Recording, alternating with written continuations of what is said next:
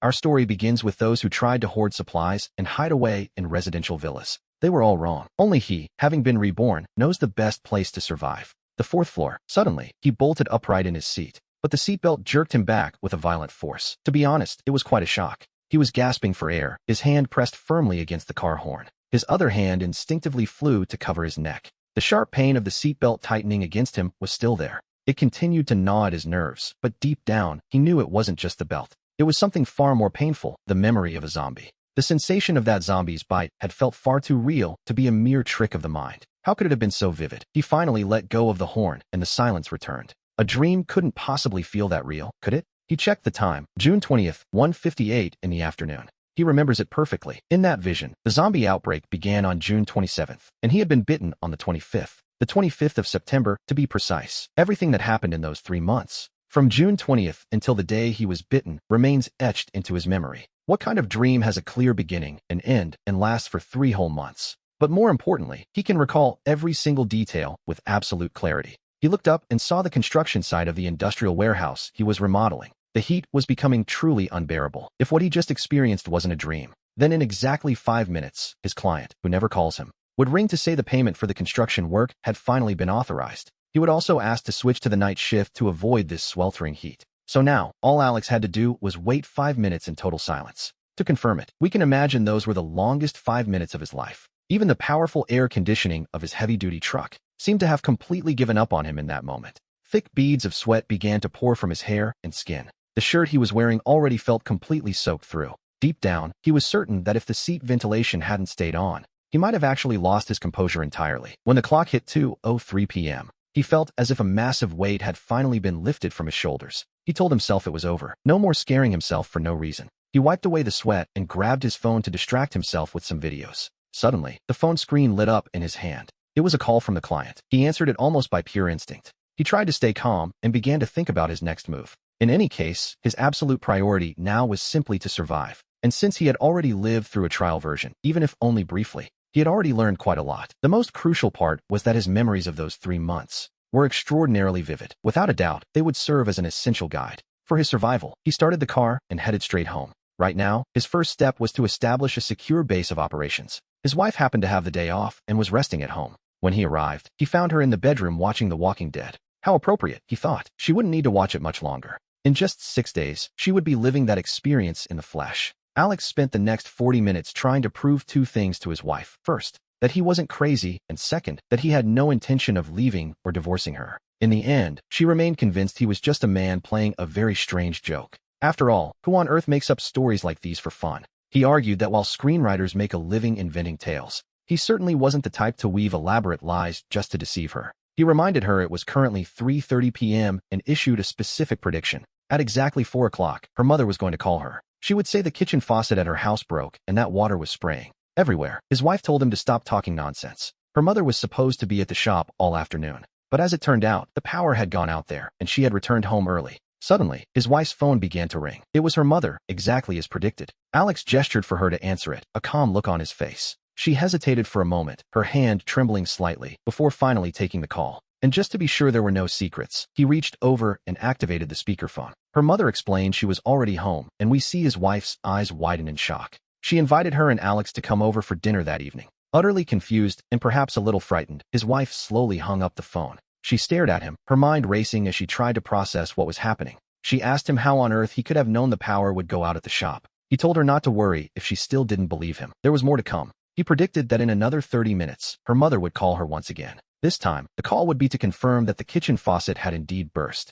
Without any rush, Alex opened his laptop and logged onto a local forum. He began searching for contingency plans and survival posts to see what he could learn. Meanwhile, his wife sat there in a state of restless anxiety, waiting for the phone to ring. The clock ticked forward, and it was finally just past 4 in the afternoon. Right on cue, the call from her mother arrived with terrifying punctuality. His wife answered, and after hanging up, she stared at him and admitted he was right. She accepted that everything he said was true, even if he chose to call it a dream. She then asked the one question that truly mattered. What happened to her parents and sister? He had to tell her the truth. Her mother had died in a mahjong parlor the very day the world fell apart. As for her sister, she had been left behind on the 14th day of the collapse. Her parents had managed to hold out at home for a long time, relatively speaking. They lasted until day 55, which led her to ask the obvious question, what about her? He explained that she stayed hidden while he went out for food and was bitten, a grim memory, indeed. But this time, he was determined to ensure the entire family remained safe and sound. Upon arriving at his mother-in-law's house, he immediately set to work replacing the water valve.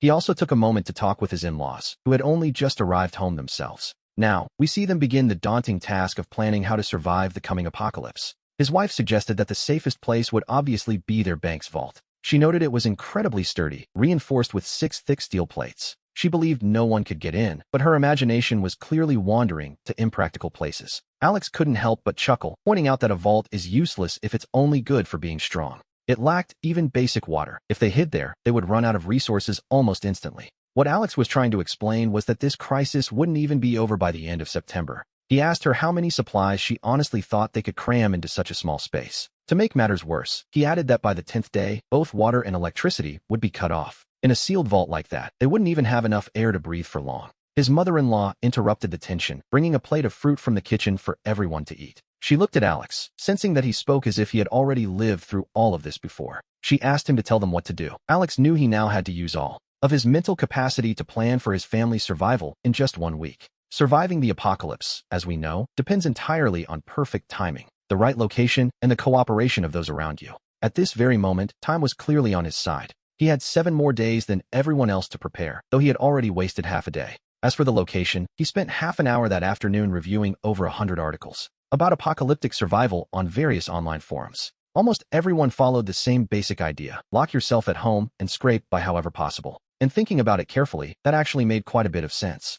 Most city dwellers are, to be honest, a bit soft and barely know where their food comes from. Perhaps some of them are capable of running a half marathon. Others might be able to perform squats with 60 kilos of weight. But when faced with the complex requirements of surviving the end of the world, they all have massive weaknesses and almost no practical strengths. Furthermore, they simply don't have the guts to go out and make a living for themselves. So, naturally, their only real option is to lock the doors and hope for the best.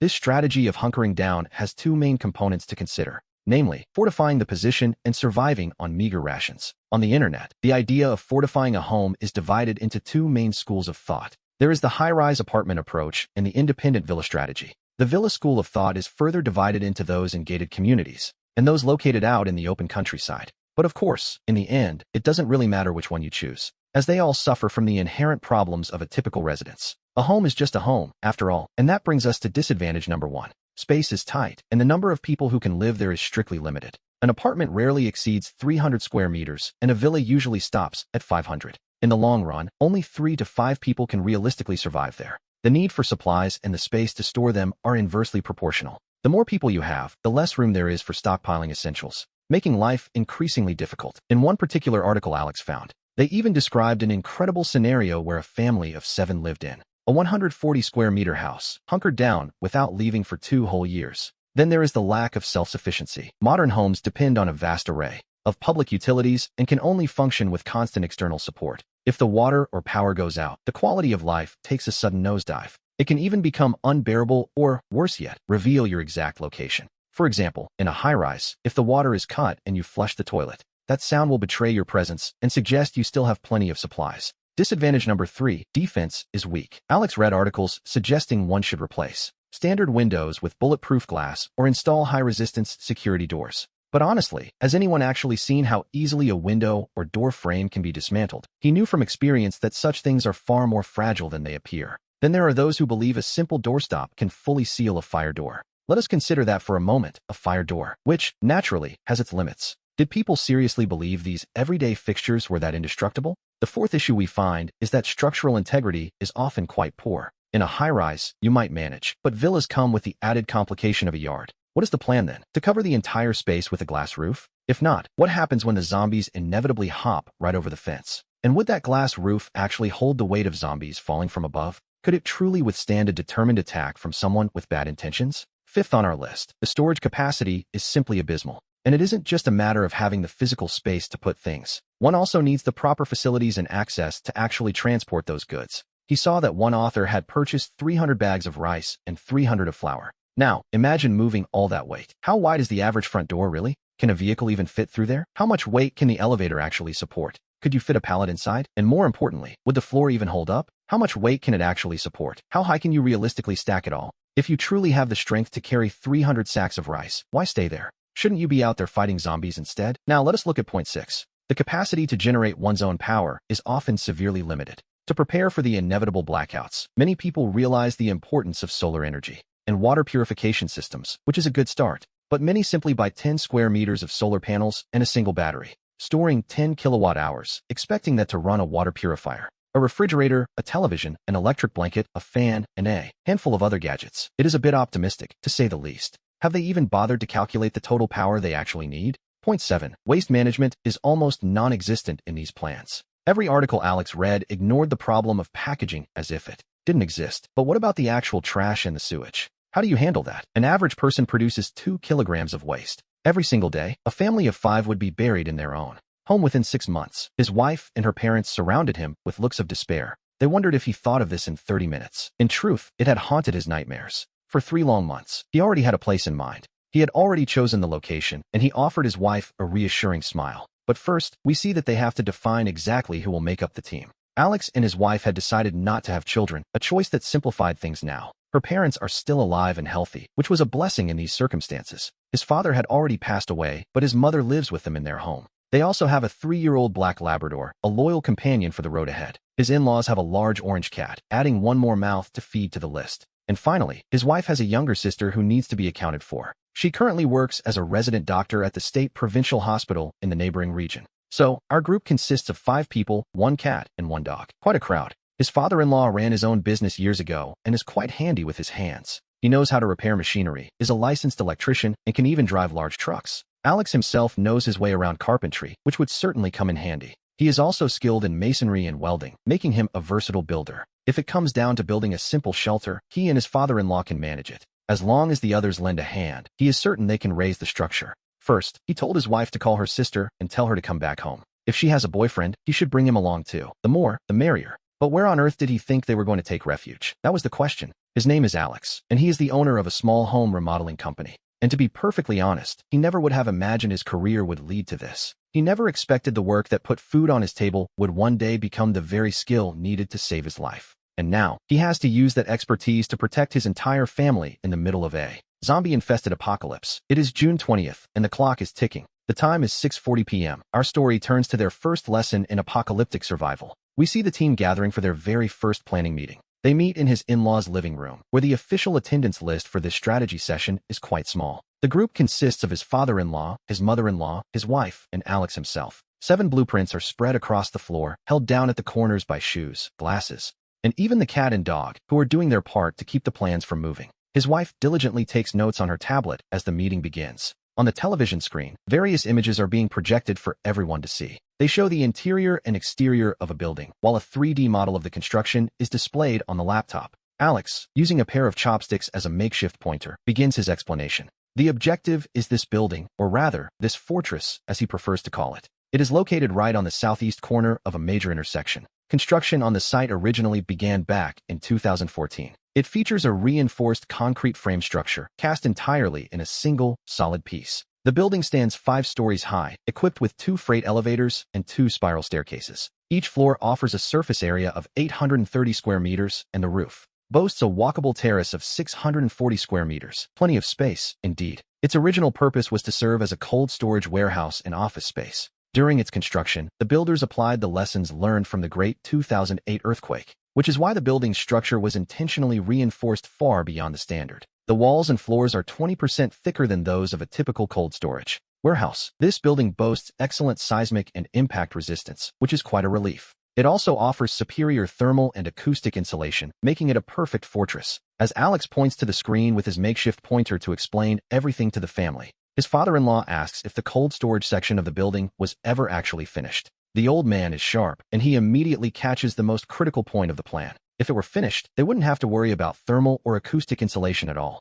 However, ventilation in a closed cold storage warehouse would be a serious problem, much like the issues faced in the vaults where the others are currently hiding. Furthermore, using fire inside such a sealed warehouse would be extremely dangerous. As it turns out, it isn't finished. In 2016, the main structure and the water and electrical installations were completed, but the building inspection took 2 years to be approved because, in reality, it was an illegal construction. Alex then offers to show the family some photos of the interior. He finds the corresponding photo and continues his explanation while pointing it out. In 2019, they began installing the warehouse insulation, a task that was never quite completed. They used a 50mm base of cement mortar, which provides a very solid foundation. Next, we see a 50mm layer of expanded panel insulation and a complex structure. This structure is composed of a 200mm sandwich-type insulation layer and another layer. This final layer consists of 30mm of fireproof cotton, which is quite reassuring. The cooling system ducts are tucked safely inside that sandwich-type insulation layer. The cold storage chamber is approximately 90% complete, which is nearly perfect. But just as they were about to install the ammonia cooling equipment, the pandemic hit. The company went bankrupt and the work simply stopped. A stroke of bad luck, really. So, the place is essentially a white elephant, grand, but currently useless. His mother-in-law points out it has no water or power while grabbing little Danny. The boy was trying to escape, but she pulls him back into a tight hug. But that isn't the whole story. Last year, a new energy forklift company arrived. Attracted by the local government, they took a keen interest in the building's insulation. The president of the company, a man named David, saw the potential immediately. David began making plans to revitalize the entire facility for his own needs. He looked at the reinforced walls and saw a fortress ready for his business. David knew that with a little work, the building could be functional again. He started investing in the necessary upgrades to bring the warehouse back to life. It was a bold move, but David was never one to shy away from a challenge. Slowly but surely, the abandoned project began to transform under his careful direction. And so, the stage was set for the fortress that Alex is now describing. Alex continues his explanation, though the reality of the situation is starting to set in. The setup isn't quite as ideal as it sounds, especially with the weather becoming increasingly extreme and unpredictable. He estimates that if they can even reach 20% of that capacity, they should consider themselves very lucky indeed. He extends his hands, wondering aloud just how much energy that 20% actually represents. It turns out to be 60 megawatts, but after accounting for transmission losses and the natural degradation of the panels, they are looking at approximately 40,000 kilowatt-hours. He considers this for a moment. Even if they apply another 70% discount to be safe, they are still left with 12,000 kilowatt-hours to work with. His father-in-law, Arthur, calculates that 30 kilowatt-hours a day would be more than enough. So, their only real hurdle is storage, but that shouldn't be too difficult to manage. We see that there is a small showroom located right in front of the building. The day after tomorrow, they are scheduled to receive 5 sets of high-capacity car batteries, along with 10 additional battery modules for the system. In total, they will be able to store 950 kilowatt-hours. But if they have all that storage, he wonders what the actual power output would be. The car battery packs can provide 6 kilowatts of power. The smaller battery modules provide 1 kilowatt each. They can be used in groups, charging and discharging them in shifts to keep things running. Everyone nods in agreement, and for the first time, we can feel a collective sigh of relief. At this point, they finally had a reliable source of electricity. They also had a way to store it, which was a relief. The next step was figuring out how to use it throughout the entire building. If storage ran low, they could rely on the main lighting system, which was designed for 400 kilowatts. In theory, that should have been more than enough for their needs. However, Alex scratched his head, realizing it was practically impossible to use. The pre-installed electrical system, including the heavy-duty power lines, the standard lighting, and the low-voltage circuits. The reason was quite simple: the noise and the inevitable equipment wear. We see him change the display to an aerial view of the factory. The fortress's transformer, following national regulations, is located in an open area near the perimeter fence, right next to the electrical control room. Furthermore, since this is an industrial warehouse, all the lamps are high power and explosion-proof. They provide a massive amount of light, certainly, but they also consume a staggering amount of electricity. To make matters worse, these lamps have their own cooling systems, meaning the current electrical setup would create constant noise from the transformer. Using the existing system would mean dealing with humming transformers, loud lamps, and rapid mechanical wear. And in this world, noise is an invitation for zombies and desperate strangers alike. And if the equipment breaks down, they simply don't have the capacity to repair it. His father-in-law, Mike, paused for a moment to think before speaking up. He suggested that since they had enough capacity to generate and store power, they might as well build their own independent electrical system from scratch. The plan was to generate power with solar panels, run it through a charger, and then straight into the high-capacity blade battery packs from the cars. From there, they could use the 6-kilowatt external discharge from the battery packs to provide electricity. Alex noted they would need to find automatic timer switches to ensure all the battery packs were being used in a balanced, efficient way. Alex added this detail quickly, and Mike nodded in agreement. His wife, Sophie, gave him a small signal to show she had already noted it down. It was a solid plan. They currently had 5 full sets of batteries to work with. They decided on a combination of 2 pairs, leaving one set as a backup. As long as they monitored the simultaneous consumption so it didn't exceed 10 kilowatts, the power supply would remain safe and perfectly stable. With that settled, the electricity problem was finally off the list. Next on the agenda was water, a problem that had to be divided into 3 parts: collection, storage, and drainage. A simple enough list, in theory. They started by focusing on the first 2, collection and storage. We should remember that water and power were cut off just 10 days after the outbreak. As Alex explained the project, he felt completely in his element, like a fish in water. 13 days passed from the moment the water was cut off until the heavy rains finally began. After 7 days of intense rainfall, they were faced with a grueling period of 46 days, without a single drop of rain. In other words, they needed to store water for at least 60 days. Considering the family's current consumption, they would need a staggering 43 tons of water. It was an incredibly high figure, not to mention the sheer physical size required for a 40-ton tank. To be honest, the floor likely wasn't built to handle that kind of weight. It wouldn't hold up, would it? So, they had to do everything possible to save water and use it in stages. And, of course, they would have to recycle every drop. Mike suggested that Sophie and her mother should spend the night thinking it over. They needed to find practical ways to save water during their daily routines. His father-in-law gave the final order, and Sophie nodded in quiet, dutiful agreement. Alex knew that if he had been the one to ask, she probably would have just ignored him. Inside the building, we see there are 2 5-ton tanks already in place. They used to provide plenty of purified water for the facility's production needs. The purification equipment had more than enough capacity, but it was located on the first floor. Alex planned to remove some parts and hide them in the cold storage area, so it would look like the purification system was broken. He took a sip of water, satisfied with the deception. A few days earlier, he had discovered a well in the garden on the south side of the building. It was a pumping well, and fortunately, it already had the necessary piping installed. The water outlet is cleverly hidden inside the well, with a discharge point located on the second floor. By installing a small 50-meter pump, we can easily draw the water out. The previous company likely wanted to use groundwater in secret to cool their equipment. Alex managed to get the test blueprints and carefully marked the location of every pipe. He planned to completely seal off the pipe shaft on the first and second floors and extend the piping all the way up to the 4th floor. For their drinking supply, they would use purified water, requiring a separate filtration system. He also needed to install ultraviolet disinfection lamps in both water tanks to ensure the water could be sterilized at any given moment. Finally, we come to the matter of waste disposal. To be honest, this was a truly massive problem to solve. A single person produces about 2 kilograms of waste every day. It was a reality that simply couldn't be ignored, no matter how unpleasant. Solid and liquid waste had to be kept entirely separate from the domestic gray water. For personal needs, they would use a portable camping toilet equipped with biodegradable liquid. They would double the number of blackwater tanks and empty them all at once, but only when it was finally safe to do so. The sewage pipe would only be used within the sealed shaft, utilizing a pipe from the shaft on the opposite side to keep everything dry. He gave the dog a gentle nudge to move it, as its rear was right over the pipe shaft. Domestic gray water is divided into 2 categories, as some of it contains oils. This will be collected in a tank where the oil is filtered out using a separator. The waste is gathered in a specific tank for collection, while the remaining water is processed together. On rainy days, we see them secretly discharging the excess into the municipal drainage system. He tossed a biscuit to the little dog to keep it quiet and calm. The key to waste disposal is maintaining absolute stealth and silence throughout the entire process, in addition to saving as much water as possible. This, combined with water recycling, would reduce the total amount of wastewater to an absolute minimum, and so they would significantly reduce the risk of ever being discovered.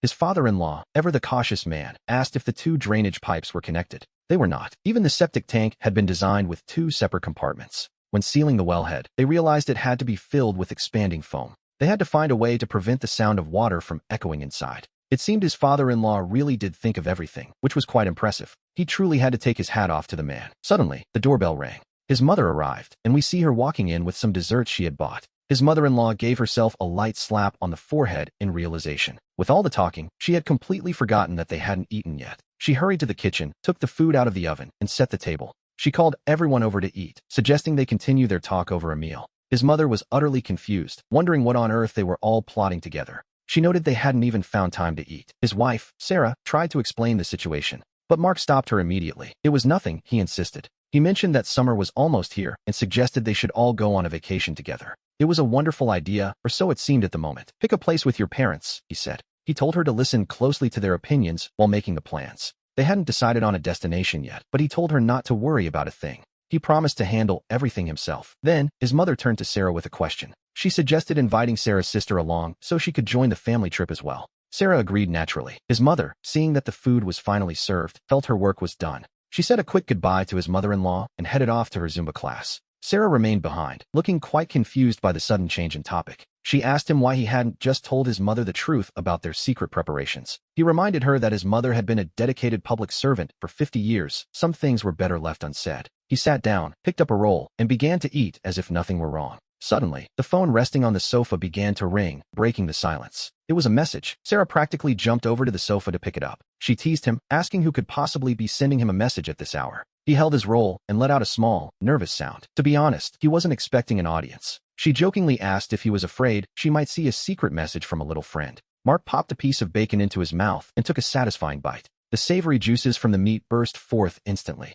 A thick, rich sauce flooded his mouth without warning. The warm juice carried with it a subtle, toasted aroma. The flavor of the Maillard reaction is truly addictive, and who could blame him for enjoying it? He savored that first bite, letting himself get lost in the scent. He let out a long sigh, feeling completely relaxed for the first time all day. Suddenly, a sharp, piercing scream erupted from his wife, Sarah. He whipped his head around as she shoved the phone directly into his face. The screen was so close it occupied his entire field of vision. It was from an unknown number, and the message was chilling. "I know what you're doing." It was as if time itself had ground to a halt. Only the notification light on the phone, blinking with the arrival of the message, seemed to prove that the world was still turning. Our protagonist is Mark, an accountant who, ironically, has never actually worked as one. He graduated with a degree in accounting, but now the figures he has to calculate are different. He is calculating how his family will survive the end of the world. If he gets the math right, there is still no guarantee they will live. But if he gets it wrong, they are almost certainly doomed. He slowly swallowed the food in his mouth, the flavor now forgotten. And so, the countdown begins. 5, 4, 3, 2.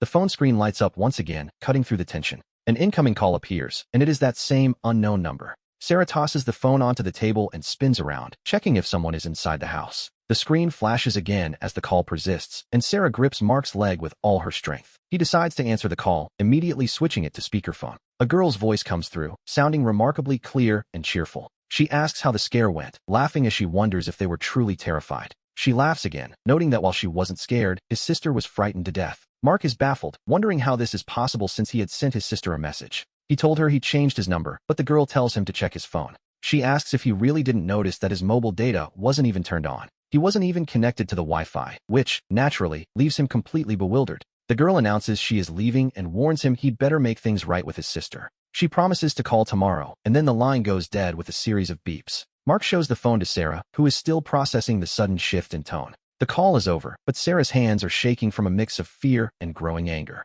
She declares the girl is crazy and insists that Mark must go pick her up tomorrow. She wants her to write a prescription and a list for a home first aid kit. She tells him to buy 20 of them and bring them back, and he simply agrees. As for why they should buy them there, it's because she is currently in another state. She explains that by doing this, they are far less likely to attract any unwanted attention. Mark adds, speaking through gritted teeth, that he has reached his limit with this situation. He is convinced that the bratty girl needs to be taught a serious lesson for her games. The family finishes their dinner quickly, the atmosphere heavy with the weight of their plans. We find them once again sprawled out on the living room floor, continuing their research together. His father-in-law, holding a glass in his hand, begins to speak slowly and deliberately. He points out that waste disposal in their situation is not nearly as simple as it seems. While solid waste is relatively easy to manage, it still requires a very specific process. With the correct dose of a decomposing agent, the remaining residue becomes quite minimal. Everything goes into the septic tank, which, naturally, must be kept very well hidden from view. They must prevent anyone with bad intentions from realizing that the system is actually being used.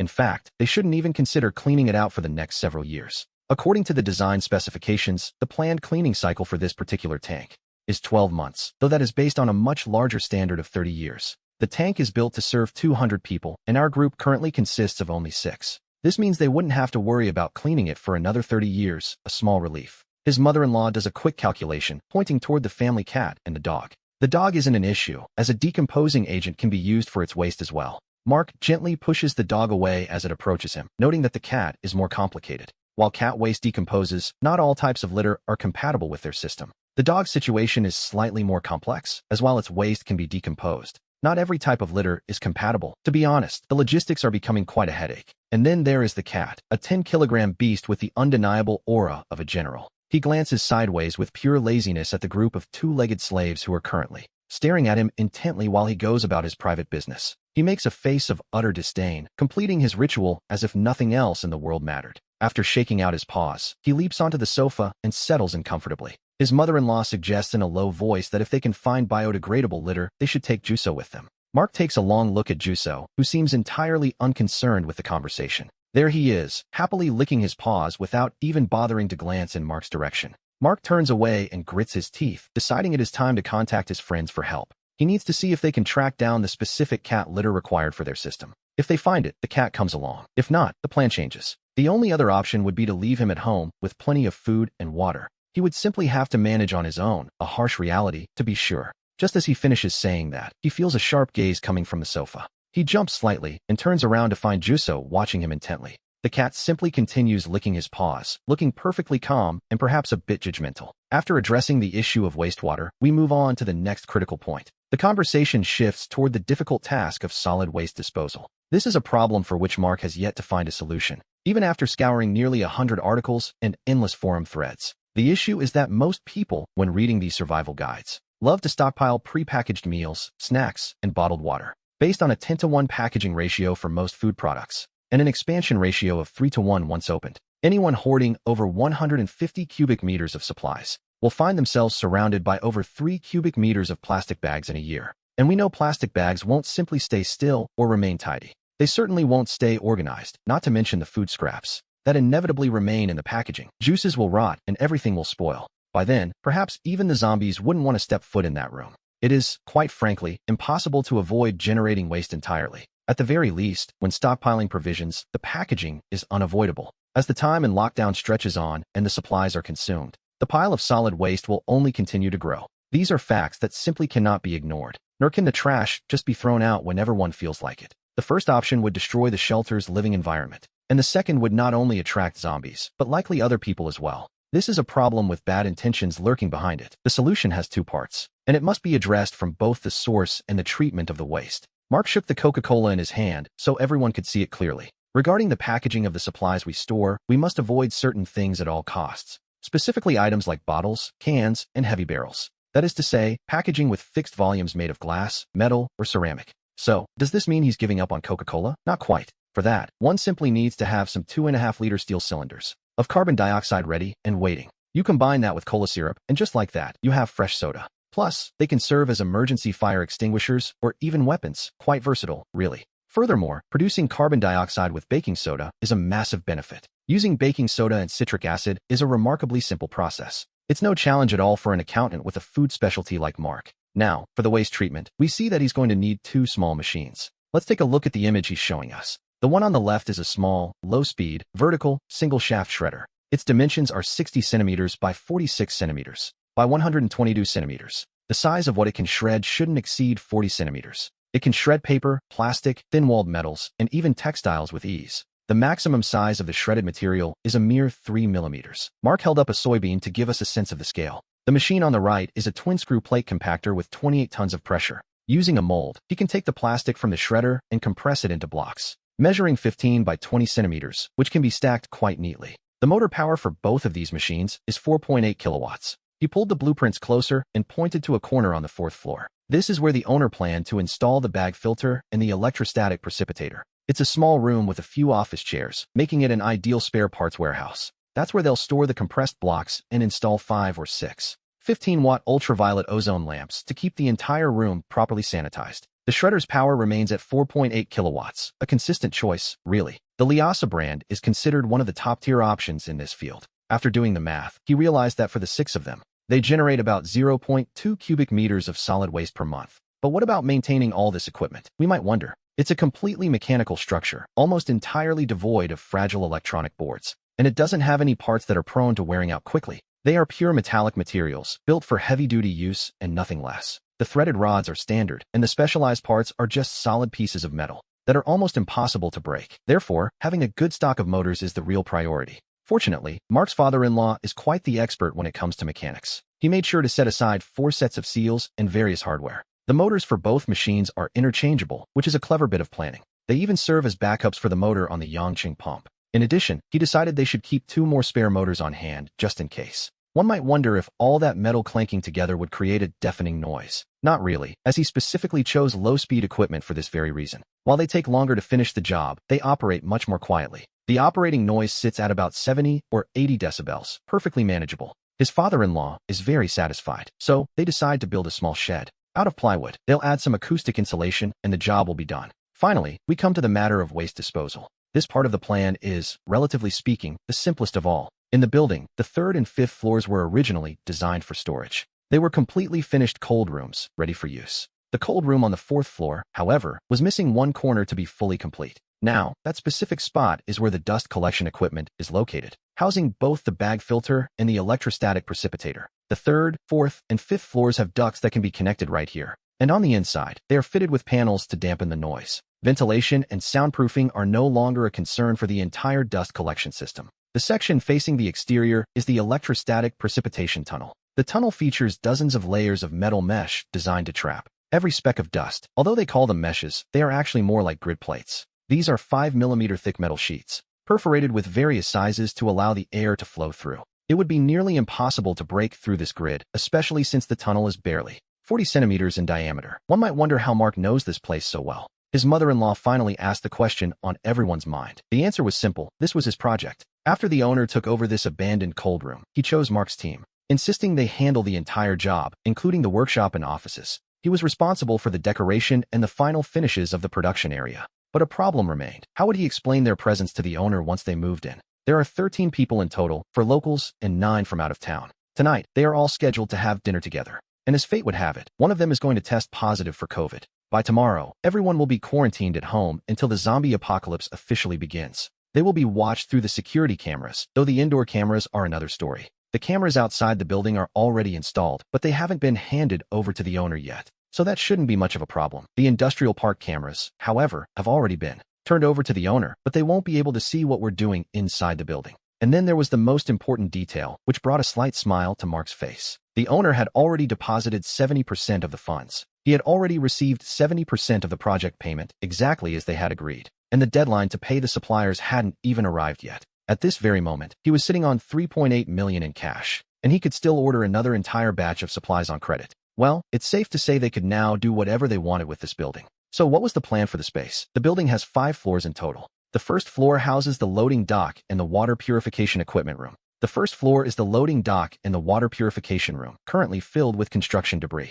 They were going to leave it exactly as it was, messy and uninviting. This would confuse the owner and maintain the charade that the project had been abandoned. The second floor consists of the office area and the main showroom. Right now, all the raw materials are piled up there, and they have no intention of moving them. Again, this was all to maintain the appearance of a deserted construction site. As for the stairs leading from the second floor up to the third, they had already blocked them with a heavy stainless steel door that was, quite literally, immovable. The first step involves the wall. We see that the wall can actually be moved using the wooden planks. They only need to weld some reinforcing rods and join it to the steel structure of the staircase to make it a single, solid piece. This way, the zombies won't be able to climb up. Meanwhile, the cold rooms on the third and fifth floors are already finished, though they have no intention of using them. On one hand, this is a clever trick to confuse any potential intruders. Since the third and fifth floors have no windows, Mark recalled how he got confused the first time he entered, losing track of which floor he was on. By modifying the space, he managed to break down the supplies once more. He organized the oil packs and the silver again to keep the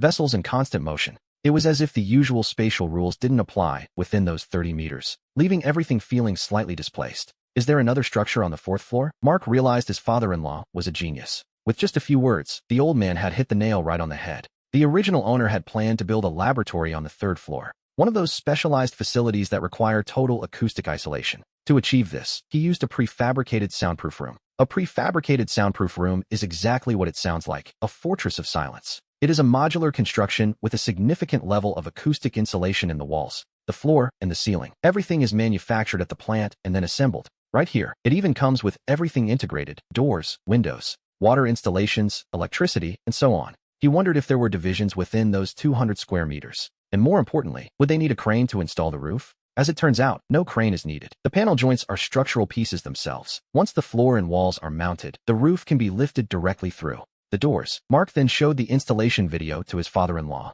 We see that the structure already has several divisions built in. There is a transition room and 2 smaller dressing rooms, which altogether add up to 20 square meters. In addition, there are 3 other rooms of 20 square meters each, distributed along the sides, leaving a 120-meter hall in the center. He asked himself if they would need to build another room for little Bella, but there was no need for that. They only had to remove a partition. The structure has several divisions, including a transition room and 2 small dressing rooms. With the walls they removed, they could easily set up a bathroom in the main hall. As for the kitchen, he figured they wouldn't be cooking very elaborate dishes later on. At least not the kind that require high-heat stir-frying. Those methods generate far too much smoke and noise. The air fryer and the steam oven would become their primary tools for cooking in the new space. Mark realized this would save him a significant amount of work. His mother-in-law smiled faintly, noting that the problem of washing dishes remained unsolved. In this day and age, we all rely on dishwashers, after all. And his wife reminded him that he was strictly against using disposables. She always knew exactly how to joke about the heart of the problem. Because, let's be honest, who actually wants to wash dishes? The dishwasher had to work. He jokingly claimed he couldn't even remember how to wash them by hand anymore. Besides, a dishwasher uses far less water than manual scrubbing, a vital point for them. It was essential, and they were certain they could find a spot for it. The dishwasher was non-negotiable. He immediately pointed out that they already had water and power. They only needed a small pressure pump to guarantee the water pressure required for the machine to run. And just like that, it was settled, even if he didn't know much about electricity. He wanted to see how to connect the 220-volt output from the battery bank to the living area. We see that they have 5 battery banks at their disposal. The plan was to use them in 2 distinct groups of 2. Each week, the spare bank would be rotated into the system to keep things fresh. With this constant rotation, he began to wonder exactly which components they would need. His father-in-law picked up a pen and immediately began running the numbers. He envisioned a 60-amp distribution cabinet with a 3-level switch group. At the output, we wait for quite a while, but the old man remains lost in his calculations. It was already past 10, so Mark and his wife decided to head home for the night. After all, the goal for today was simply to reach an agreement, and along the way, they had managed to plan so much more. It was far more than he had ever expected. The next day, his wife had to pick up her sister while Mark needed to buy supplies at the factory, so it was best to get some rest early. His in-laws live on the 6th floor of the building. Suddenly, it occurred to him to suggest that they take the stairs instead. In the future, he reasoned, there wouldn't be any elevators left to use anyway. And so, they began their long descent down the stairwell. In modern high-rises, we see that stairs are basically reserved for emergencies. Normally, aside from the cleaning and maintenance crews, almost no one uses them. Furthermore, the stairwell itself was tucked away in a dark corner. Hardly any light filtered in from outside, and the lamps were already quite old. They flickered incessantly. With that, the atmosphere quickly became perfect for a suspense movie. He tried to play a joke on his wife, but she completely ignored him. He scratched his nose, feeling a bit awkward, which, to be honest, was understandable. By the time they reached the 2nd floor, there wasn't a single window left. There was only a small ceiling lamp that flickered every now and then. To be honest, we see that they had never actually used these stairs before. The place looked identical to the cold, sterile stairwell of a meat locker. Mark couldn't help himself and tried to joke with his wife once again. But as he looked down, well, he was in for a surprise. He wondered just when their dog, Buster, had managed to slip out. He reached out to pick him up, and Buster hopped right into his arms. He told the dog he'd carry him to the 1st floor and then take the elevator back up. As they rounded the corner of the final flight of stairs, they saw the fire door. It was supposed to be a safety barrier, but something was very wrong. Suddenly, a blood-curdling scream echoed through the narrow space. It was a sharp, harrowing sound, as if someone were stretching their vocal cords to the absolute limit, trying to squeeze out every last drop of sound. The monsters had arrived. They were here much earlier than he expected. With a deafening boom, the emergency door was violently forced open. They began to pour in one by one, completely covered in blood. Raw, mangled faces twisted behind the metal gate, screaming in hunger. Countless hands reached through the bars, desperately trying to grab them. Suddenly, he was hit by a foul gust of wind smelling of rot and decay. It was enough to make anyone gag, but luckily, he had already stepped back. And that was how he narrowly avoided being grabbed by the zombies. He scrambled up the stairs, putting a few steps of distance between them. Seeing that the metal gate was firmly holding the monsters back, he breathed a small sigh of relief. He hurried back up the steps, reaching out to pull his wife to safety. They had to move fast. They needed to get back and warn their parents immediately. But he didn't quite manage to catch her hand in time. Instead, she simply raised her finger and pointed right behind him. He turned around, and what he saw in that moment made his blood run cold. A few zombie rats, almost entirely hairless, were struggling to climb over the other monsters. To get past the gate, the one in the lead was already tumbling toward the floor. He felt a wave of dread. He hadn't seen anything like this in the trial version. He desperately tried to think of a way to defend against something as small as a rat. To be honest, their physical state didn't seem to exceed the agility of a normal rat. The problem, however, was that they were using the larger zombies as a bridge to climb. Right over the barriers, one of the zombie rats had already hit the ground. It was now scurrying at full speed toward the stairs where they stood. Despair finally took hold of him. Feeling completely helpless, he simply closed his eyes. Suddenly, the soft sound of a cat's meow echoed through the stairwell. In an instant, the guttural growls of the zombies seemed to vanish into thin air. He snapped his eyes open, only to find that everything was suddenly bathed in light. We find him sitting on the sofa, with his cat, Jasper, curled up in his lap. He wasn't sure how long he'd been there. His father-in-law sat nearby, sketching quietly at the table, while his wife watched him with a look of concern. He asked her what time it was. It was just after 8:30. He was surprised it was still so early. She explained that he had asked her father to calculate the materials they needed, and then he'd simply drifted off. He had only been asleep for 5 minutes before waking up again. He looked down at Jasper. Seeing that his human was finally awake, the cat lifted his head, stretched his small body, and hopped down from his lap. The cat sauntered away, and for some reason, he thought he saw a hint of arrogance in that walk, which, naturally, is just how cats are. Meanwhile, his father-in-law had finished the list of materials. He quickly took a photo of it and sent it to the electronics store he usually worked with. He left them a message, asking them to prepare double the usual amount of supplies. He told them he would be there first thing in the morning to pick everything up. After that, he turned to speak with his father-in-law about their defenses. He had been thinking about the barrier between the second and third floors. Deep down, he was certain that a simple metal gate wouldn't be enough to keep them safe. He worried about smaller creatures, like rats or even cockroaches, getting through. If they turned into monsters, he feared they would have no way of stopping them. He asked for the older man's opinion, but it was his wife who provided the solution. She suggested they use the reinforced armored glass from their bank. A brilliant idea, really. Her idea was to use it like a wall, sealing off the entire stairwell corridor. But as we see, it wasn't exactly realistic. The production cycle for hardening normal glass takes about 5 days, and that's just for standard 10mm tempered glass. He found himself giving his wife a brief, albeit necessary, lesson on glass manufacturing. If they wanted the 30mm multi-layered laminated glass used in bank windows, the production cycle would jump to 15 or even 20 days, and that was without even considering that they lacked the necessary permits, leaving it quite uncertain if they could even buy it in the first place. Furthermore, installing tempered glass requires a specialized frame. The size of the glass and the density of the frame are inversely proportional. The smaller the glass panes, the denser and heavier the frame must be. This meant more connection points between the frame, the floor, the walls, and the ceiling. The total weight is immense, and if not installed perfectly, the entire glass partition could actually collapse under its own weight. This is why he felt those survival articles claiming you can order custom glass just days before an outbreak are completely wrong. It is, quite simply, impossible. The tempering furnace wouldn't even have enough time to heat up and cool down. Besides, if someone with bad intentions showed up, they could just dismantle the frame. The method is simple. A large sledgehammer or a small mallet would do the trick. He wasn't trying to fool anyone. If they truly wanted to block the path, to block the stairs, we could do this. If the frame is 10mm, the floor must match. With a frame of that size, he explained, they would need to pour a solid concrete containment block. Fortunately, the previous owner had already requested a complete overhaul of the cement work, including the mortar base and the self-leveling compound for the second floor. This meant the sand, gravel, and cement were already sitting right there on the second floor. It would be a complete waste not to put those materials to good use, wouldn't it? He calculated that since the first zombie in the complex appeared on the 28th, which was noon on the second day after the outbreak, their timeline was tight but manageable. We see they have plenty of time during the night of the 27th, the day it all begins, to fill the stairwell gap with concrete, along with the service shafts and electrical ducts. He also planned to use a staggered sealing method to ensure maximum security. In other words, the water and power lines they actually used would be sealed on floors 1, 2, and 3. As for the 5th floor ducts that would remain unused, he decided to seal floors 3, 4, and 5. It was a meticulous plan, designed to leave absolutely no room for error. The elevator would also be dealt with, specifically on the 4th floor. They would install a kill switch on the elevator circuit so no one else could ever operate it. This would completely block any route from the other floors toward the 3rd, 4th, and 5th. He reminded himself to either destroy the elevator control panel or track down the manufacturer to purchase a specific spare part for their own future use. His father-in-law admitted he didn't understand a word, prompting a playful sigh at the silly boy.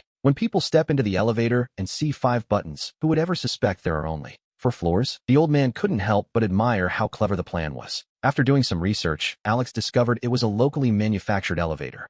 He tracked down the local supplier's number and gave them a call immediately. He explained that there was one specific floor he wanted to keep restricted from the public. The person on the other end of the line was surprisingly understanding about the request. They assumed he was running a private club or a spa, which made sense to them. The supplier assured him that what he was asking for was actually quite simple. They already had a ready-made solution for exactly that kind of security situation. He could replace the floor button with a call button that required a specific action. The user would have to hold it down in a very particular way to activate it. Alternatively, they could program the other floor buttons to act as a secret passcode. Since this bypassed standard regulations, he would have to pick it up and install it himself. To be honest, this was even more perfect than he had originally imagined. Preferring that no strangers visit the site, he ordered 2 control panels without a second thought. He arranged to go and collect them personally the following day at noon. Finally, we see him turn his attention to the layout of the storage area. Unlike others who might simply stack cardboard boxes directly on the cold floor, he chose to use heavy-duty loading pallets. The primary advantage of storing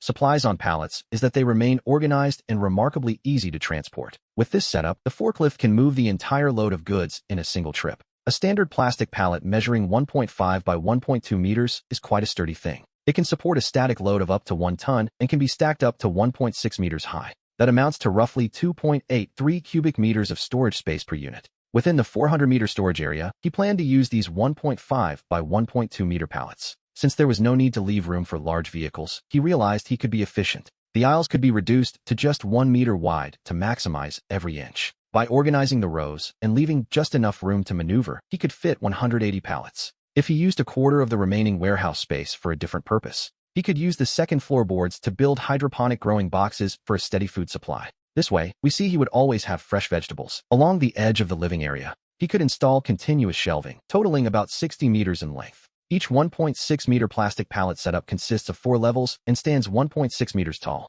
It would be easy to reach his supplies while still storing a massive amount of inventory. The only question remaining was whether the shelves and pallets were actually in stock. Fortunately, they were. The factory was located just 2 kilometers from the cold storage warehouse. He had purchased from them before, and after a quick visit that afternoon, he saw they had plenty. Without a moment's hesitation, he placed the order immediately. He bought nearly their entire inventory that afternoon and even managed to secure a discount. Furthermore, he paid a 50% deposit, leaving the rest to be settled in 30 days. Now, we might wonder how one could possibly grow crops without sunlight inside a warehouse. The answer, of course, lay in using full-spectrum LED grow lights. For an area of 100 square meters, he calculated he would need about 8 kilowatts. They might not grow quite as well as they would under perfectly tuned lighting, he admitted, but at the very least, there would be a harvest of some kind. As he sat there, he began to turn over everything that still needed to be done. He realized that, for the most part, all that remained was the actual execution of the plan. The layout for their new home was finished. The planning stage was finally over. After discussing it with his wife, Sarah, they both prepared to head back home.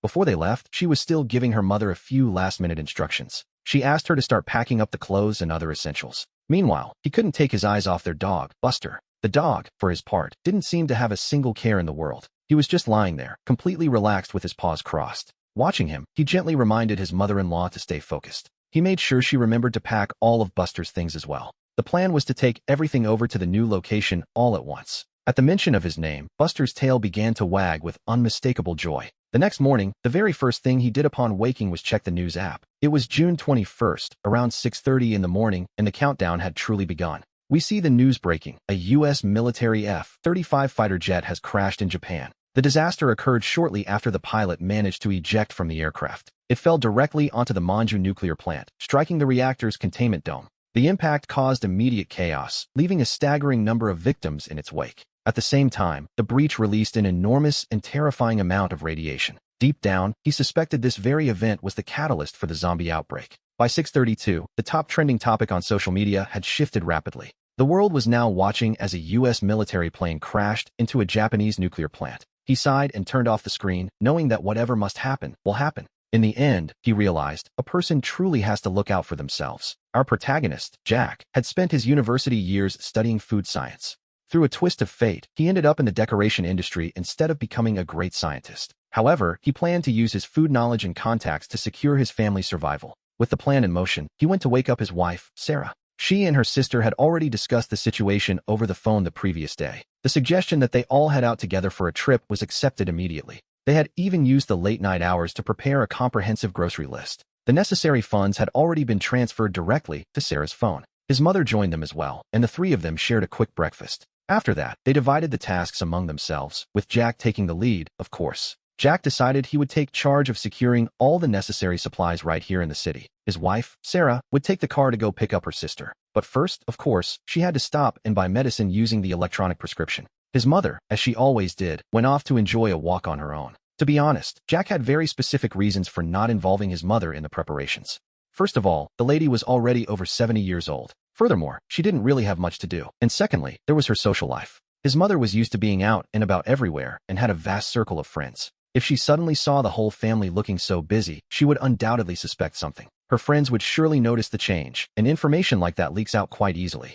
Thirdly, there was the matter of her husband, who had served the town for 50 years. His loyalty to the people was as clear and evident as the morning sun. The moment he learned of the situation, he would almost certainly report it to the authorities. Regardless of whether his report worked, it would definitely interfere with their private preparations. Jack then turned his attention to his father's colleague and his impressive vehicle. That man's car was significantly larger than their own modest Viva D10 model. It was comfortable to drive, and, more importantly, it could hold a massive amount of gear. He had the colleague's hybrid car, noting that a full tank could cover over 300 kilometers. He reminded Sarah that since she was heading to her sister's, she should stop by her father's station. The fuel there was cheaper, so she was to fill the tank and buy 4 40-liter canisters of gasoline. He told her to fill them up and hide them beneath everything else she bought. And while she was at it, she should grab whatever food she felt like eating. Because, as we know, there wouldn't be another chance later. Once he saw them off, Jack immediately began taking care of his own pressing business. First, he went to order the electrical materials and the control panel for the elevator. For the elevator panel, he chose a system requiring both a password and verification. He even added a combined method that required specific hardware authorization. The elevator technician watched him with a great deal of curiosity. Seeing Jack choose the most complex system, the man quietly asked for the address. He wondered why there was such a fuss. Jack just smiled and said it was for a friend, one of those guys who knows how to fight for real. He even asked the technician if he wanted to go take a look that night. The man turned pale with fright. After that, Jack headed over to the grain company. The moment he arrived at the grain company, he found himself surrounded by various grain samples. At the exact moment he stepped into the grain company's office, he encountered a large group of suppliers and their products. Wondered why there was so much commotion. Everyone seemed to be asking what the fuss was about. The moment he arrived at the grain company, he was met by a group of wholesalers. Jack wondered why there was such a massive commotion. The moment he arrived at the grain company's headquarters, he found himself surrounded by a vast array of grain samples. Again, he couldn't help but wonder why everyone was making such a fuss. As he navigated the crowd at the grain company, he realized he had come to the provincial capital for 2 very specific reasons. The first was to help out a friend who was in a bit of a tight spot,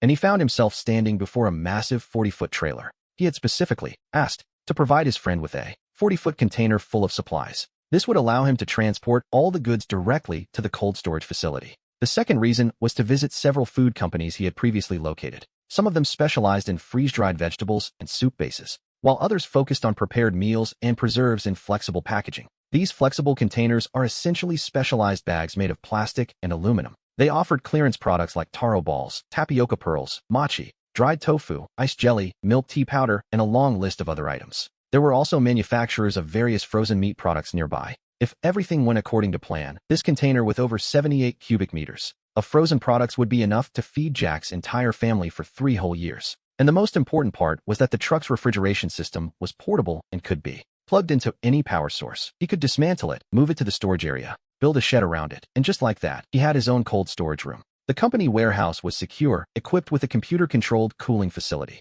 The company warehouse is, without a doubt, the ideal substitute for a standard refrigerator. Besides, we see that they have plenty of insulating material left over. That afternoon, he drove a container full of merchandise back to the site, returned to his company's warehouse, and parked the truck. His father-in-law had already arrived. The two of them went to the agency to replace a vehicle's engine. His father-in-law pointed to one side, where the grains and oil had finally arrived. The shelves had arrived too. When he walked in, someone asked what all this was for. He told them that Jack had taken on a project for a village supermarket. The merchandise is arriving little by little, just as planned. The shop over there is already prepared, so there shouldn't be any problems. He had already moved the materials for the acoustic panel room to the 4th floor using the forklift, loading them into the elevator. He tested it, and to be honest, it works quite well. Now, it was just a matter of screwing the frame together for the final installation. Using the forklift to hold the panel, they aligned the holes and screw everything into place. And there we have it. He likely struggled to align those holes all by himself, didn't he? Ben returned later that afternoon, and with his help, they finally got the panel secured. It was surprisingly fast. They didn't linger. They simply dropped him off and headed home.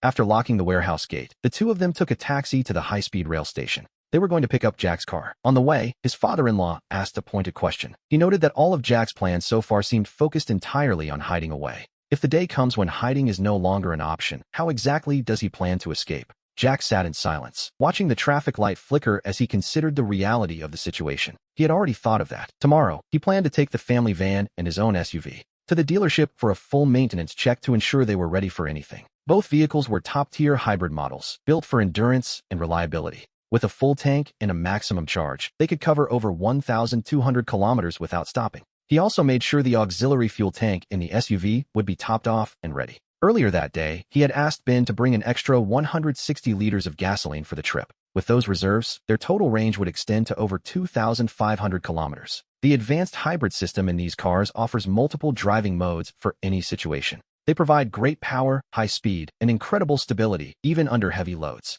Low fuel consumption is just one of the many advantages they would rely on. Jack's own vehicle has an impressive electric-only range of over 240 kilometers. His father-in-law's luxury van matches that, offering over 240 kilometers of silent electric travel. It is, quite frankly, ideal for moving through zombie-infested zones in total silence. But he wasn't stopping there. He planned to install explosion-proof, all-terrain tires on both of the vehicles. After the 27th, they would completely block off the stairs, and then they would begin welding protective mesh screens onto the cars. Under normal circumstances, the cars would remain parked on the first floor, tucked away in the most secluded corner of the loading bay. On the outside, we see they could simply erect a drywall to seal the entire area off. If something were to happen, they would only need to drive right through the drywall and be on their way. But how would they even get to the car? When the time comes to escape, there could be zombies or desperate people waiting just outside. When the warehouse was originally built, the owners had included escape routes for safety. However, it was nothing more than a pole, the kind you hug and slide down. The previous owner, wanting things to look professional, had asked Jack to cover the pole up. Now, he realized he only needed to place enough cushioning material at the bottom. Even though they hadn't practiced the maneuver yet, he felt they could certainly manage it. But then he caught himself. No, they couldn't afford to just hope for the best. Once they moved in, he decided that everyone would have to practice until it was second nature. After picking up the car, our duo took a detour to the agricultural machinery market. The agricultural drones from DJI have plenty of power and a long flight time, but they are quite expensive. To be honest, he had no intention of buying one. Instead, he rented one using credit and scheduled a series of formal procedures. Upon arrival, he requested a meeting with the pilot and agreed to collect the drone on the 27th. The pilot was scheduled to meet with him later that same afternoon. Deep down, he hoped the man would show up. He wouldn't mind bringing him along to survive. We see them check the time. It was already 8 o'clock. They decided not to head home, grabbing a quick bite on the street before returning to the warehouse. He switched on all 8 groups of the 64 explosion-proof ceiling lights. After that, he closed the door and stayed there, exhausted, stepping outside for just a moment. The sound wasn't loud, but one couldn't exactly say there was no noise at all. For the next half hour, they conducted repeated tests to check the levels. They confirmed that if they only turned on one group, the sound became almost imperceptible. In that case, he realized he needed to install switches to change from groups of 8 to groups of 2. No sooner said than done. While taking a switch apart, he discovered that the light control wasn't in a series, but used a bridge with the neutral wire in parallel. That made things much easier. He disconnected the neutral wire, leaving only 2 lights active on the circuit. And indeed, for a moment, there was absolute silence. One didn't even have to leave the room for the sound to vanish completely. It took him about half an hour to change all the light groups so that each switch controlled only 2 bulbs, finally finishing the entire installation. He made sure to leave some extra cable to install another switch later on. We see him consider the living room, since the lack of internet in the bedroom meant there was no way for him to manage the server from there. He had even toyed with the idea of installing smart switches, a nice touch, surely. After that, he took a look at the prefabricated house his father-in-law had assembled. Everything seemed in order, so they each hopped onto a forklift and continued with the work. By 11:30, the prefab house was finally ready. On the following day, they planned to use structural adhesive and glass silicone. This would seal the joints properly, leaving the interior work for after the 27th. He and his father-in-law went up to the 3rd floor to inspect the stairwell ceiling. It was a triangular space, measuring about 1.5 meters wide, 2.4 meters high, and 4.2 meters deep. In total, that came to exactly 7.56 cubic meters. If they were to fill the entire thing with concrete, it would weigh 17 tons. The staircase, however, could only support about 3.3 tons, so, naturally, sealing it completely with concrete was out of the question. He and his father-in-law stood there for quite a while, lost in thought. In the end, the only logical conclusion was to demolish the staircase entirely. He thought it over and told his father-in-law that demolishing the staircase, whether by cutting it or using sledgehammers, was simply too much trouble. It would create a massive amount of noise and a terrible scandal. They had to think of something else, because if they weren't going to cut through reinforced concrete, the only option left was to blow it up. But getting mining dynamite is quite difficult these days, isn't it? The authorities control it strictly, but ammonium nitrate isn't actually that hard to make. He suggested they could simply prepare it themselves. Ammonium nitrate is a dangerous substance, after all, explosive and heavily restricted by the state. His father-in-law asked if he wasn't a humanities major, noting that, as far as he remembered, chemistry wasn't exactly his son-in-law's forte. They decided that on the night of the 27th, they would seal the fire door with cement and set the detonators on the stairs. Then, in the early hours of the 28th, they would blow it sky high. He and his father-in-law returned to the city and, first things first, went to enjoy a long, hot soak at the local steam baths. After all, in a few days, there likely wouldn't be another chance. A good soak, some time in the steam, and a thorough scrub later. They felt fresh as daisies and sat down to enjoy some grilled skewers. And that was that. Everything was finally in place. The preparations were complete. It was a moment of quiet satisfaction. Everything seemed to be going according to plan. The pieces were all on the board, and so they waited for the right moment. It was a simple enough conclusion to a long day. Just like that, the stage was set. There was nothing left to do but proceed. The plan was simple, yet effective. And with that, they could finally breathe a sigh of relief. But of course, our story doesn't end there. Dealing with pests in the cold storage was better than nothing, but it wasn't enough. He realized it was urgent to launch a comprehensive plan against flies and mosquitoes.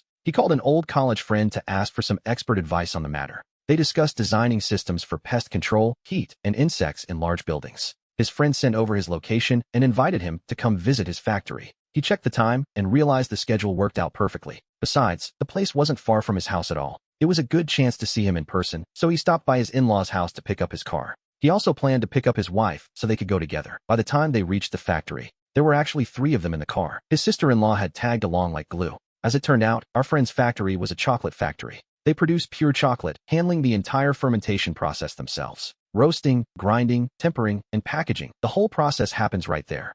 His friend gave them a detailed tour of the facility, though he was clearly a bit puzzled. He couldn't quite understand why Alex was so intensely interested in the heat-proofing measures of his workshop and warehouse. Regarding the control of insects, mosquitoes, and flies, he explained in great detail how to set up the appropriate barriers. They covered every key point, including multiple non-lethal optical devices and various active and passive capture systems. They even discussed the layout of chemical barriers and other defenses. Alex spent the next 2 hours taking a massive amount of photos. He also asked his friend to help him create a rough design for a similar space. After getting the contact info for the suppliers and loading up 2 huge boxes of complimentary chocolates, they said their goodbyes and left the factory. On the way back, his wife took the list of suppliers his friend had provided. She began calling them one by one to order all the necessary equipment. However, things like the rat-proof plates, mosquito screens, and pesticide channels couldn't be ordered ready-made. It seemed they would have to build those themselves. We see them stop by the dealership to give the tank a complete service. The mechanics thoroughly inspected the battery and the engine.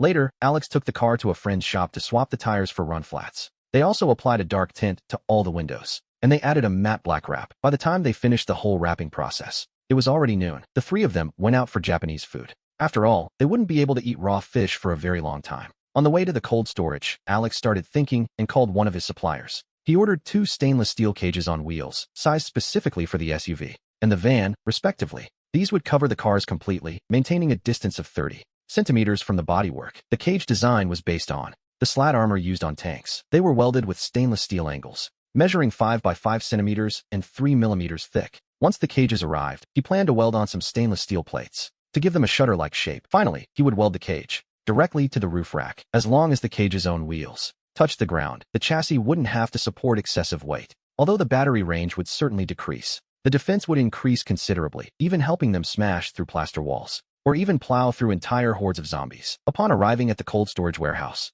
Alex stored the chocolates, the cooling supplies, and the pest control items in their designated spots. He spent some time discussing a security matter with his father-in-law regarding the safety of the landing. Once the stairs were finally blown up, even without stairs, they wondered what might happen if something were capable of jumping that high. After weighing their options, they decided that once the stairs were destroyed, they would use the forklift to block the landing with a heavy concrete slab. The stair landing, now reinforced with precast concrete, would essentially become a stone fortress. They had begun to think of every possible entry point with meticulous, perhaps even obsessive, detail. Every strategic angle was being considered to ensure the perimeter remained absolutely impenetrable against the coming chaos. To finish the job, Alex brought back some extra tinting film. After all, according to the law, the windshield and front windows aren't supposed to have privacy tint, so he handed the film over to his wife and her sister. He figured they could handle it. The main task for tonight was to begin drilling into the stairs on both sides. Meanwhile, Alex was alone on the 5th floor preparing the explosive charges to take the stairs down. When he finished, he put the charges away with extreme care. All that remained was to handle the detonators, and his work would be done. He took a moment to stretch before stepping into the elevator. And here we see that his father-in-law has already replaced the elevator's control panel. Now, without the proper passcode, no one can reach the 4th floor, which is exactly how he wanted it. At noon, we see Alex receiving a call from the factory to let him know his cages were finally ready. He had to move quickly, as he still needed to get the ones he bought this morning into the cold storage. He switched to a truck to head out and pick up the new batch of cages. While at the factory, he noticed they also had razor wire available. He decided to grab some wire mesh and seamless steel pipes as well. You can never be too prepared. After that, he stopped by a hardware store and purchased 5,000 impact nails. These items are typically used for installing ceiling structures, but they can be quite effective with a small modification. Back at the cold storage, his father-in-law and the rest of the family had also returned from their errands. They had spent the day buying bedding, towels, bath linens, and plenty of toilet paper. They also stocked up on feminine hygiene products and personal toiletries, along with cleaning supplies and other various household essentials. Their vehicle was packed to the very ceiling with supplies. While the women began sorting and storing everything, Alex and his father-in-law grabbed the welding torches. They immediately set to work welding steel plates onto the iron cages. They worked until 9 in the evening, by which time the project was nearly finished. They reinforced the outer walls of the cages with strips of stainless steel, leaving a gap of exactly 5 centimeters between each one. This design serves as a solid defense while still allowing them to maintain a clear view of the outside. Finally, the exterior was wrapped in razor wire, blades facing out. The entrance is located at the very top, positioned directly beneath the skylight. Once a person climbs inside, they simply pull the lid shut to secure themselves. For stainless steel bolts will drop into place by gravity, locking the lid tight. It is, for all intents and purposes, absolutely impossible to open from the outside. The body of the cage sits on 12 swivel wheels equipped with elastic connections. This not only improves mobility, but also helps distribute the cage's significant weight. And with a touch of grim style, Alex painted both cages in a matte black finish. Now, all that remains is to wait until the 27th to finally assemble them. After that, we see the family returning to the father-in-law's house for dinner. His sister-in-law handed him a detailed list, noting that their current supplies were lacking. She pointed out that their reserves of medicine and medical instruments were simply not enough. The way they were currently storing everything was also becoming a bit of a concern. It was a problem that needed solving, as his sister-in-law carefully explained to him. When he had asked her sister to pick her up, they only bought basic, common medications. But they were missing anti-inflammatories, stomach medicines, iodine, and other vital supplies. The list continued with medical-grade disinfectant, saline solution, gauze, and surgical tape. She also included absorbent cotton, swabs, medical dressings, and various other essentials. They didn't have nearly enough, and the realization made Alex break into a cold sweat. Her list even included 2 refrigerators, a pressure cooker, and a specialized water distiller. He understood using the cooker for sterilization and obtaining clean water. To be honest, she was right. Alex understood the distilled water, but he couldn't help asking why they needed 2 more refrigerators. After all, they had already brought an entire cold storage room with them. His sister-in-law explained that every medication requires a specific, stable storage temperature. Furthermore, it was vital to avoid the temperature fluctuations that occurred during the disinfection process. Storage temperature affects the body most, so they couldn't just keep opening the fridge. 2 units were better. She explained this with remarkable patience, and that, as it turned out, was not all. They also needed to store several common vaccines and essential injections for the future. She specifically mentioned the rabies vaccine and tetanus shots as prime examples. Alex finally gave in. If they were doing this, he decided they might as well go all out. He told her to get a large chest freezer instead of a standard one. They didn't need another vertical refrigerator since they already had 2 at the house. By repurposing one of those, they could manage. He then added 10 kilograms of absorbent cotton to the list. Next came a kilogram of gauze and 20 sets of disposable gas masks. These were items they intended to keep with them at all times, just in case. He also ordered 12 motorized breathing apparatuses equipped with fans and filters. These would be kept in the car, alongside 4 level 3 protection suits. He even requested 5 kilograms of penicillin, telling her to just buy a whole container. And vitamins, a full kilogram of each, from A to E, ensuring nothing was missing. It was in this moment that medicine started to look like a very wise investment. He was surprised to learn that a kilogram of vitamins only cost about $40. Quite a bargain, really. Morning arrived. It was now the 27th of June. After 6 days of intense preparation, we can finally say that our work has entered its final phase. Over the last 5 days, we have completed a series of complex and rather arduous operations. We successfully constructed a shelter, and now, it is time for a brief summary of our progress. The plan is broadly divided into 4 key aspects: clothing, food, shelter, and transportation. A simple list, perhaps, but a vital one for what is coming. First, we look at clothing. Beyond moving all their current clothes to the shelter, they took extra precautions. They also stored a full year's supply of spare undergarments for every single person. To face potential extreme weather, they prepared several sets of Arctic-style thermal gear. They readied high-level protection suits for both winter and summer conditions. They even included lightweight suits designed specifically for mosquito and insect protection. Alex even went as far as modifying down-filled pet clothing to serve as protective suits for their animals. And finally, they added more thermal layers. Second, we move on to the food. They didn't just store 78 cubic meters of frozen products, which is impressive enough. This included prepared meal kits and portions of chicken, duck, beef, lamb, pork, and fish. They also stockpiled 110 cubic meters of room temperature provisions. This massive haul included 50 sacks of rice to ensure they wouldn't go hungry. There were 30 sacks of mixed grains and 15 sacks of flour ready for use. They added 10 barrels of soybean oil, 50 kilograms of cured meat, and a mountain of other snacks. Food is the very essence of life, after all. Now, let us examine the features of the shelter itself. We see 15 kilograms of various seasonings alongside all sorts of dried noodles and similar staples. They also established a hydroponic cultivation area covering 150 square meters, which sits right next to a newly built chicken coop. Of course, they didn't forget to stock plenty of food for the pets as well. They even stockpiled up to 750 kilograms of biodegradable cat litter. But before we dive deeper into the shelter, we must discuss the transportation. They modified the Bioatatang and the Tenside 9 models, effectively transforming them into heavy-duty armored vehicles. And this modification brought about a rather unexpected benefit. They managed to create extra storage space between the bodywork and the roll cage. In this hidden space, they can store an additional 120 liters of gasoline. His father-in-law used seamless tubes and a one-way valve to connect the main fuel tank directly to the canisters. Now, they can refill the tank with fuel from the spare drums without even stepping out of the car. This clever trick gives both vehicles a range exceeding 3,000 kilometers. Starting tomorrow, these two vehicles will serve as their escape plan should the shelter ever become unsafe. Furthermore, each car is designed to serve as a backup for the other. Therefore, they have also stocked the vehicles with 6 sets of outdoor protection suits, complete with active respirators per car, a 60-liter water tank, equipped with a UV sterilizer, 2 first aid kits, and 3 warm blankets. We also see 2 sets of spare clothes for each car, along with a 60-liter water tank with a UV sterilizer, 2 first aid kits, and 3 blankets. On the roof of the vehicle, there is a similar amount of provisions stored safely, secured within the roll cage. They have also tucked away another 120 liters of gasoline, a trench shovel, and various other essential tools. The vehicles are currently parked on the first floor, right in front of the loading bay door, hidden behind a false wall built from light steel profiles and drywall.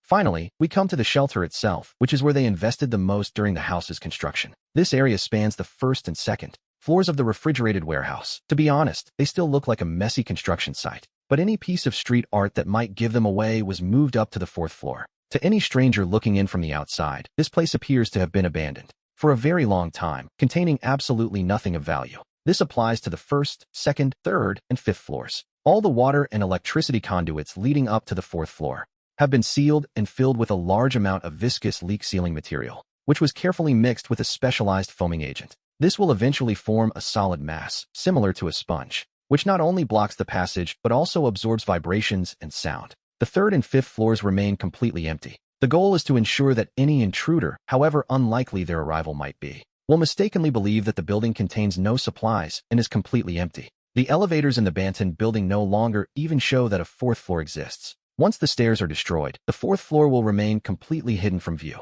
The building's cold storage area was divided into 4 parts, and the living quarters are wrapped in thick, soundproof walls. To be honest, it is quite a fortress. Even if the noise inside reaches 90 decibels, absolutely nothing can be heard outside. However, this level of silence actually sparked a bit of a family disagreement. With such excellent insulation, was it really necessary to limit the volume in the living area? After discussing the matter, the family eventually reached a sensible agreement. To maintain a quiet life, the storage area was placed just outside the living zone. 40 pallets divide the space like pieces on a giant chessboard, by using a coding system and control boards similar to those in modern restaurants. Finding their supplies is both quick and easy. Efficiency is key, after all. The waste processing area is located in the center of the living zone, in a 4th floor corner. It includes the bathroom and the specialized treatment area. This zone is responsible for both the treatment of wastewater and the management of solid waste. Nothing is left to chance in this self-contained world. A specially built, soundproof operating room converts solid waste into bricks. These are stacked with the accumulated trash under intense ultraviolet light and a high concentration of ozone to keep everything sterile and odorless. Finally, we come to the cultivation area, the heart of their self-sufficiency. It includes several hydroponic tanks and even a small chicken coop. This will be our family's only source of fresh vegetables and meat in the future. As for the appliances, besides the refrigerator they had already planned for, they added a washing machine, television, rice cooker, steam oven, and dishwasher. There is an electric blanket, a heater, a water purifier, an electric kettle, an air fryer, and even an electric pressure cooker for good measure. Of course, we also see 2 small household drones and a specialized maintenance drone. All of the building's original water and electricity systems have been disconnected. Even the original power system for the elevator was completely destroyed. The key components of the large water purification equipment on the 1st floor, such as the circuit boards, the water pump, the tank, and the intake valves, have all been carefully removed and hidden away. This creates the perfect illusion that these conventional parts were stolen by a common thief. They even went so far as to cut and remove the cables. But the well the original owner drilled in secret was carefully concealed from prying eyes. Regarding the stairs, those energy-generating crystals that looked like a simple glass wall were also secured for their own personal use. So, in reality, the building has more than enough water and electricity to spare. Lying in bed, Ryan reviews his preparations for tomorrow over and over again. It doesn't matter how well prepared he might be. Deep down, he feels a sharp pang of panic. He takes a deep breath, gets out of bed, and finishes the very last details. Our family simply has to face this coming apocalypse. He rose at 6 and disconnected every single appliance in the house, one by one. By 7 o'clock, the entire family had finished their breakfast. Yesterday, he told his mother they were going on a trip today. His mother already had her things ready to go when his father-in-law picked her up. They will head to the shelter first. At 9, the movers finally arrived. They began moving the appliances and the other supplies he had packed for his mother. He had already parked the truck the day before. He kept it as close to the house as possible. The workers are only responsible for loading the items and securing them on the pallets exactly as instructed. At 12 minutes past 10, the move was officially finished. He locked the door, paid the workers, and everyone went their separate ways. It is now 11:48. Driving the truck, he intentionally took the highway to take a long route through the streets. He was heading into the city. He drove the truck all the way to the cold storage warehouse. The guard at the entrance of the industrial complex was the same one he remembered. He wonders if, just like in his memories, things will unfold the same way. By the time he returns to this complex, he will already be a zombie. At 12:20, with the help of a forklift, the unloading was completed quickly. He went up to find his mother and bring her back down with him. With the old woman by his side, he drove the truck to a warehouse 12 kilometers away. He looked at her, but she simply told him he didn't have to say a word. She understood perfectly why he had kept the information hidden until now. Now, finally, he was in a position where he could warn the others. Right here, the press conference being broadcast would reveal the location of their shelter. He signaled to his father-in-law, Mark, to bring the car around immediately. The plan was simple. As soon as they gave the alert, they would leave. At this point, this was the only family car left that was capable of getting out. Half an hour later, his mother-in-law finished her call and got into the car in silence. They began their return at full speed because only 5 minutes earlier, everything had changed. Videos had already begun appearing on TikTok showing zombies biting people in the streets. They had to hurry back to the shelter to seal it off from the world. They covered those 12 kilometers in less than 10 minutes, a frantic pace, naturally. His mother-in-law and his wife, Sarah, were waiting anxiously at the ground floor elevator. As they backed the car into the hidden parking area, we see the preparations in place. The heavy iron cage was already suspended in the air, ready for the final step. Once they finish installing the false wall, they will park the car inside for good.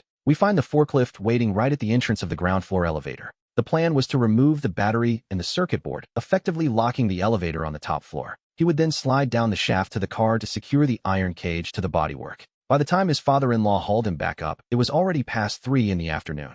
The city center had transformed into a literal hell on earth. There were no living souls left in the streets, only zombies wandering aimlessly. He couldn't afford to rest, so he brought out the shock-absorbing nitrate. He kept the camera and the detonators from the 5th floor close at hand. With great care, he placed them one by one into the holes they had drilled in the stairs and landings. He carefully connected the wires to a total of 220 cartridges. It was already 5 o'clock. He confirmed the time with his wife, Sarah, who was watching the monitors. For the moment, there were no zombies nearby. He pressed the detonator through the thick layers of soundproofing material. The sound of the explosion was surprisingly muffled.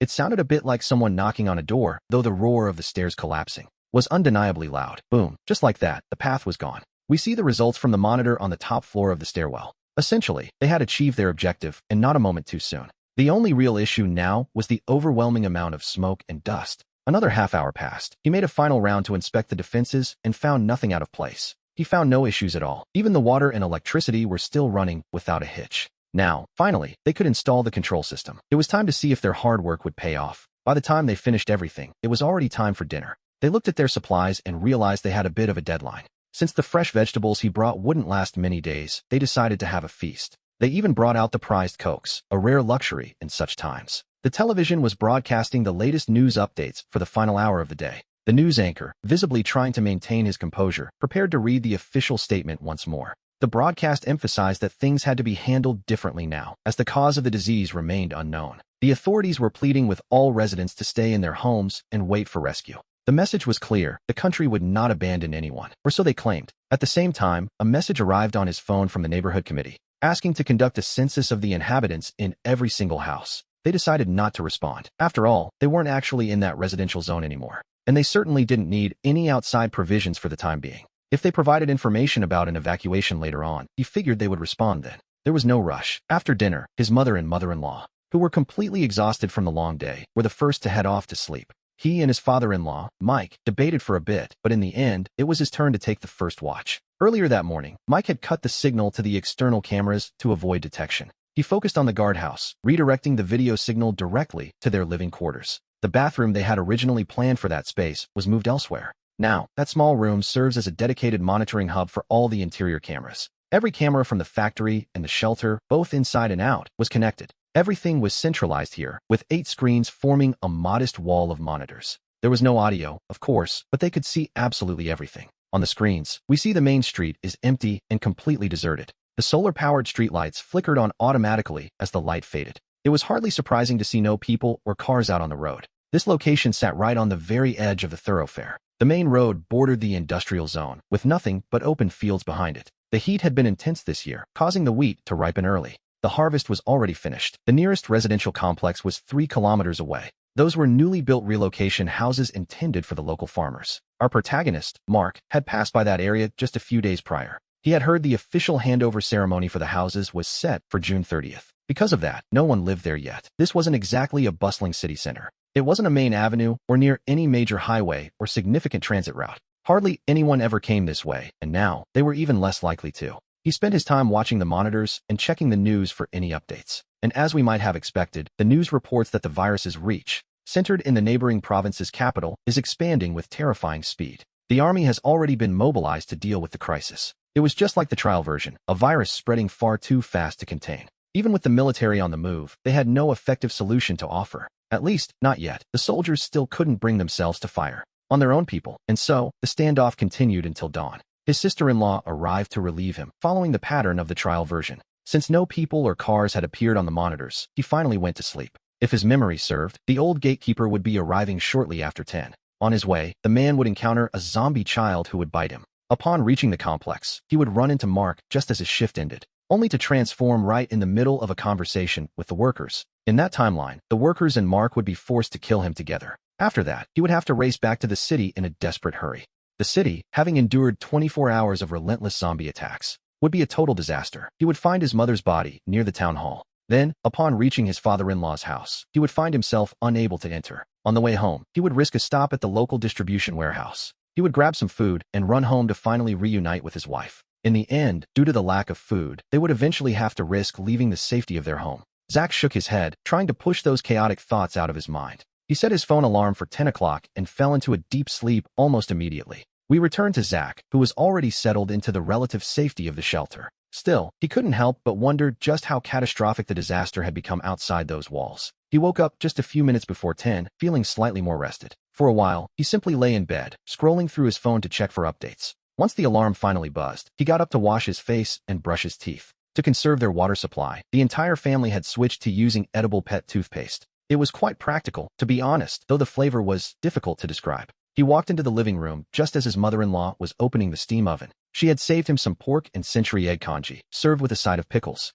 He sat down and began to devour the meal without a second thought. As he ate, he checked his phone and asked about the organic waste from the day before. There weren't many leftovers remaining, as the family had finished most of them that morning. His mother-in-law smiled and asked if he was really worried about the organic trash. It had only been a few vegetable leaves and minor scraps, nothing of great importance. They had given all of it to the dog, along with whatever was left over from breakfast. She joked that the fancy waste disposal unit he bought wasn't even necessary now. Buster had eaten every bit of it, proving to be a surprisingly useful addition to the household. It seemed they might even be able to save a little money on the dog's food. After that, Zach stayed on his phone for a while, taking a much-needed break. He wondered when the others would step in, or if their own positions were just as precarious. He waited patiently, watching as Tony moved with a sudden, desperate urgency. The man was clearly distressed, his emotions bubbling over. His eyes were wide and vacant, filled with a strange sense of complacency as he walked. They were heading toward the sculpture passage, where a dark and bitter atmosphere awaited them. It was a grim sight, to be perfectly honest.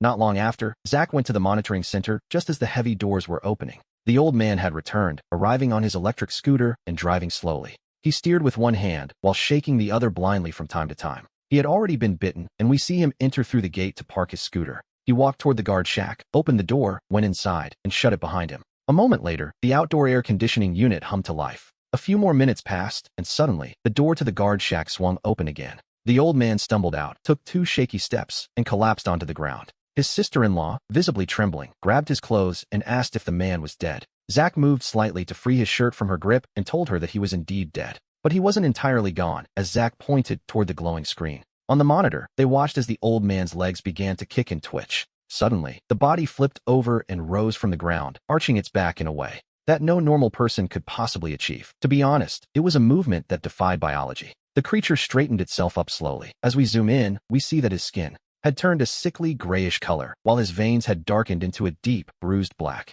His sister-in-law began to observe the zombie's behavior with a strange, intense interest. Meanwhile, Zack returned to the living room, put on his headphones, and sat down to watch a series with his wife. By the third day of the outbreak, he checked the waste tank and saw it had already exceeded 10%. Of the 12 20-liter sewage tanks they had prepared, 3 were already full. He informed the whole family, and they decided it was time to carry out the first waste disposal. Starting with the toilet, Zack put on his mask and began the rather unpleasant task. He dragged the sewage tank out, taking every precaution to prevent the stench from leaking into their living space. He had installed 3 water siphons and 2 pipe siphons to manage the backflow of waste. This setup included 2 gravity check valves and a mechanical gate to keep everything contained. They also covered the drain outlet with 3 heavy lids made of 5mm stainless steel plates. Between these layers, they placed high-resistance rubber seals for an airtight finish. As he emptied the sewage from the tank, Zack observed carefully how the solids had broken down. He was particularly interested in the odor, or lack thereof, which was a vital part of their survival. This was because, in those first 3 tanks, they had added decomposition agents and deodorants. They hadn't been stingy, using double the normal dose to ensure everything stayed manageable.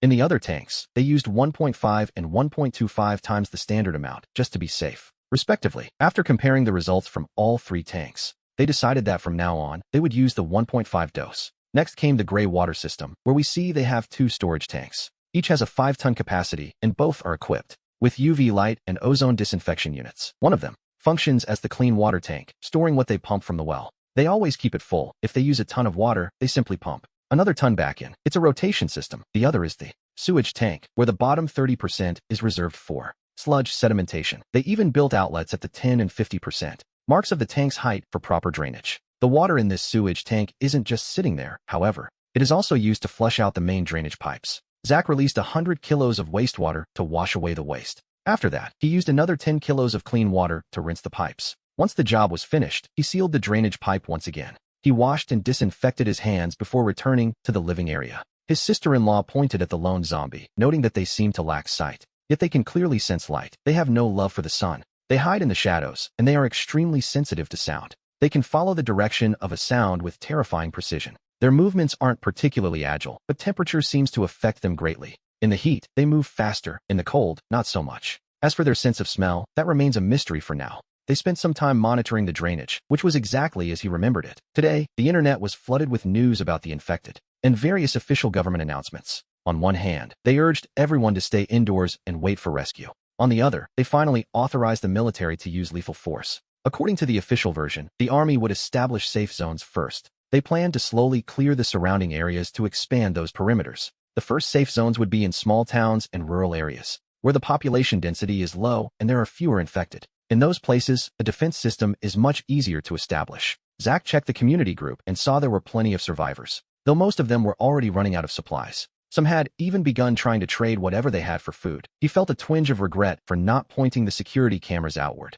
He wanted to see the world outside, but there wasn't much he could do now. It was the 5th day of the outbreak, and the shelter's surroundings remained unchanged. Everything remained quiet and completely empty outside. Only that one lone zombie continued to wander aimlessly around the area. And the most curious thing is that the creature seems unwilling to crouch or even lower its head. The old man, before he turned, had closed the main gate he always used. However, the side door was left ajar, and it happens to be exactly 1 head shorter than he is. But the stubborn thing simply refuses to duck down in order to get out. Zack usually waits a few minutes for the zombie to drift away from the entrance. Meanwhile, on the internet, a wave of negativity was beginning to spread across every platform. And naturally, a few troublemakers were already starting to stir the pot. Some claimed that if you left the country, everything was perfectly fine and wonderful, which was a lie, of course. Almost instantly, citizens living abroad began posting photos and videos to shut them up and reveal the grim reality. Over there, authorities were tirelessly repeating the same orders: do not go out, and remain silent while waiting to be rescued.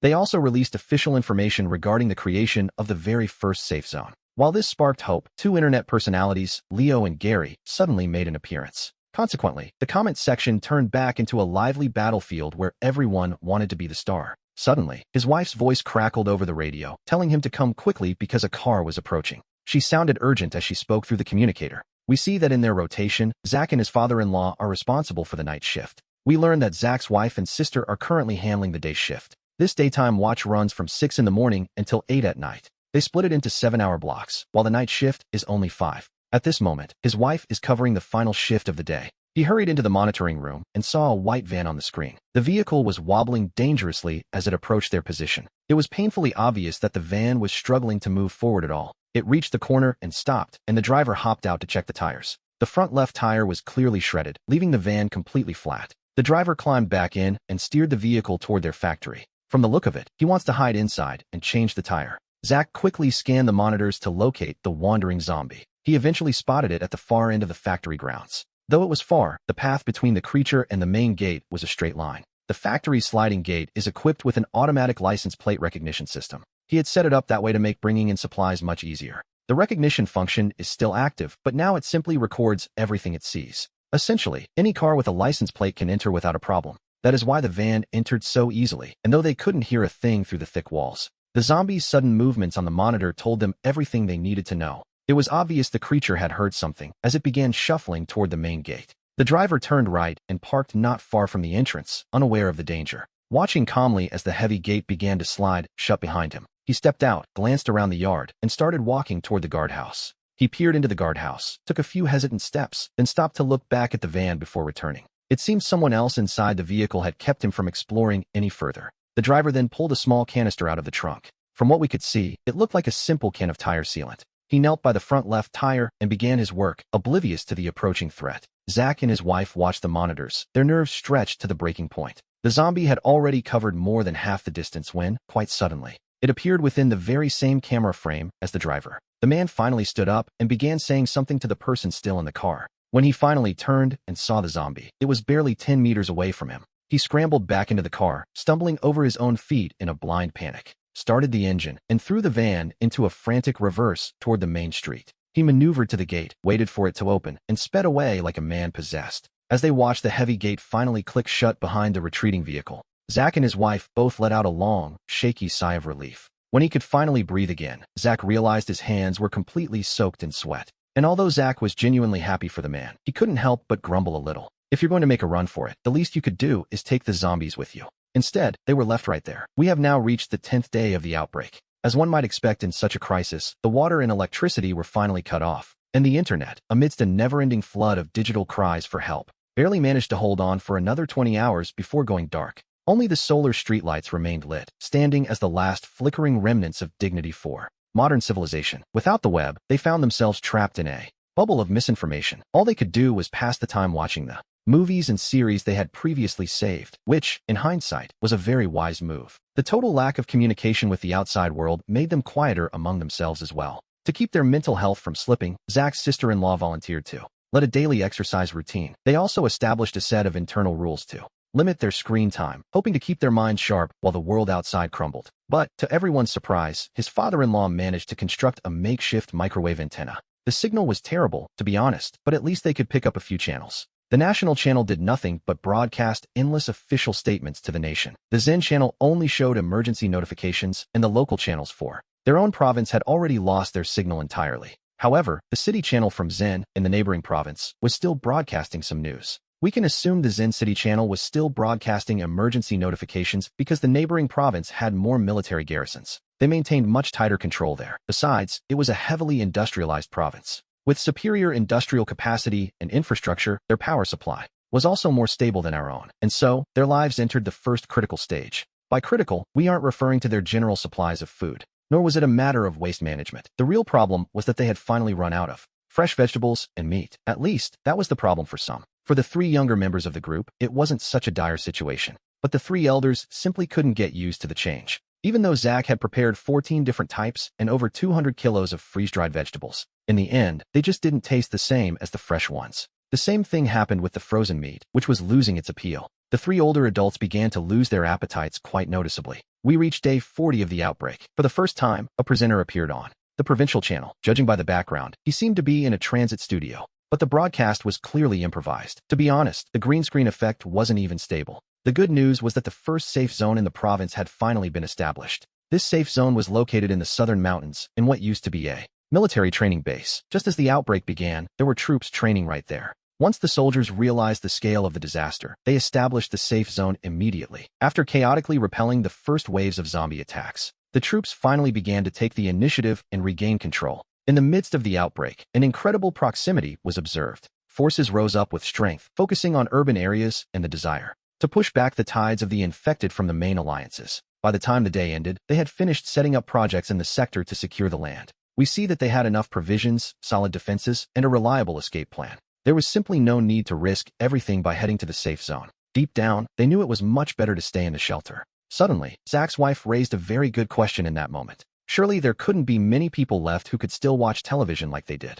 Who exactly were these news reports for? Her father slapped his forehead in realization. He muttered that he was getting old, far too old for this. He had completely forgotten about the existence of the radio. The radio had surely been broadcasting information for a long time now. They all stood there looking at each other, not knowing what to say. To be honest, it hadn't occurred to any of them to prepare one. His mother pulled one of those Bluetooth speakers used for dancing in the park from her bag. The radio function on this particular device had broken a long time ago. It only worked with Bluetooth, but he decided to take it apart to see what was wrong. Our story continues as Zach's father-in-law pulled out a screwdriver and pried open the device's casing. It turned out a capacitor had burned out, a very common type, as it happens. He noted that they simply needed to scavenge one from another small household appliance. Without a second thought, he began taking apart a nearby massager to find the part. He found the capacitor and swapped it out, and by the time the repair was finished, night had already fallen. With the radio finally functional again, Zach began to slowly scan through the national stations, searching for any sign of life. Surprisingly, there was everything and yet nothing at all on the airwaves. Static filled the room. There was nothing, and then more of nothing, stretching across the dial. Station after station yielded only silence, until finally, he found a broadcast with the same repetitive message. The voice announced that there were safe zones established in various specific locations.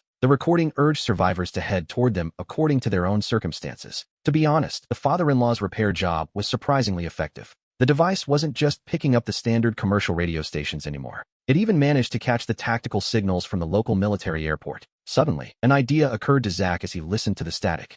He searched his phone and found the channel of a radio enthusiast from the north he'd met once. It was the frequency belonging to Dan, a dedicated amateur radio hobbyist. He attempted to tune in, but was met with the sudden, jarring sound of a massive zombie horde. The noise gave him such a fright he nearly jumped as a muffled voice struggled to be heard. The voice on the other end was full of panic, screaming that there were simply too many zombies. They were described as a literal tide, an endless sea of the dead with no visible end in sight. This massive wave of the lost was apparently surging down from the north. Zach remembered that Dan lived in the north, which made the news even more chilling. The man was over 1,300 kilometers away, yet the danger felt uncomfortably close. If there were people even further north than him, it meant the threat might be coming from across the border. His sister-in-law stepped closer, noting that zombies are less active in low temperatures. That was why they were migrating south, proving they still possessed some primitive biological instincts. Zach's wife then asked a question that made everyone pause. Could the zombies actually reproduce? It was just like her to come up with one of her wild, slightly terrifying ideas. He thought about it for a moment before pulling his wife back into the other room.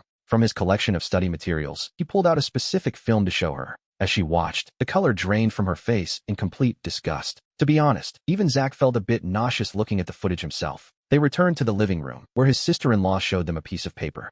Based on the movement speed of the zombie they had seen below earlier, she calculated that it had covered 200 meters in just 3 minutes. That averaged out to approximately 4 kilometers per hour. It was slightly slower than a person's walking pace, which was a small mercy. This was likely because the sun was beating down on them during the day. It seemed they feared the sunlight, and based on her notes, they likely only walked a maximum of 8 hours a day. To cover a distance of 1,300 kilometers, it would take them roughly 40 days. And that was assuming they had to navigate through cities, cross rivers, and climb through ravines. Not to mention the constant need to find places to hide from the scorching sun. Zach realized then why he hadn't encountered any zombies during the initial testing phase. Thanks to the heavy downpour a few days prior, the solar panels were now sparkling clean. As a result, the energy generation over the last few days had been remarkably high. The power levels were surging, consistently reaching over 80 kilowatt-hours per day. Furthermore, since no suspicious sounds had leaked out over the past month, they decided to lift the noise restrictions and return to a sense of normalcy, simply because they now had more electricity than they knew what to do with. The first harvest of hydroponic vegetables was a resounding success, and the issue of the elders' lack of appetite was finally beginning to improve. However, the biggest surprise came from the chickens Zach had bought from the old farmer. To be honest, he had acted on a bit of a whim when he purchased the entire cage. There were 16 in total, 15 hens, and one very busy rooster. His original plan, quite simply, was to use them as a source of fresh meat. Who would have thought they would actually start laying eggs so soon? But this unexpected bounty brought with it an immediate and practical problem. Their food consumption increased significantly. After all, a laying hen is a hungry hen. The truth was, they hadn't actually planned to stock up on chicken feed, nor had they prepared any basic grains for their feathered guests. After 5 days of observation, we see them reach a conclusion. If they kept all 16 chickens just for the eggs, their water reserves would still exceed 1,000,000 grams. If they allowed them to hatch chicks once every 6 months to replace the older layers, their timeline would be reduced by 3 months. After a democratic vote, it was finally decided to keep 9 of the 15 hens. The plan was simple: let them hatch a new brood once every 9 months. We come to day 55 of the outbreak. Originally, this was the very day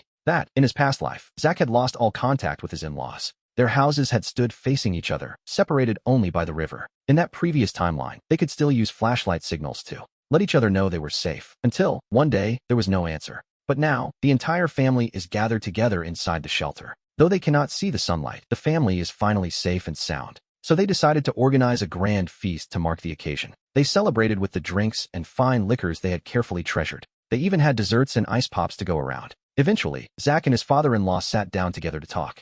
After carefully evaluating their safety and taking strict fire precautions, together, they prepared skewers and grilled lamb ribs for the feast. They were in the middle of their meal when the usual television broadcast flickered and the news studio appeared with a presenter delivering an urgent emergency bulletin. Several zombie hordes coming from the north had already wiped out multiple small safe zones and settlements in the northern provinces, causing a staggering number of deaths. And in the end, there was nothing to be done. The horde had only grown stronger. Currently, the mass of undead continues to advance south at a speed of 3 to 5 kilometers per hour. Naturally, everyone stopped eating immediately. We see in the footage how the zombies, using their sheer numerical superiority, crowded together at the very edges of the safe zones. Bit by bit, they piled on top of each other until they reached the height of the walls, finally climbing over to enter the safe zone and begin a massacre. It was now the 70th day since the horde had first begun its deadly march. After witnessing the horde's method of attack, we see a shift in their priorities. Zach and his father-in-law meticulously inspected their entire defense system,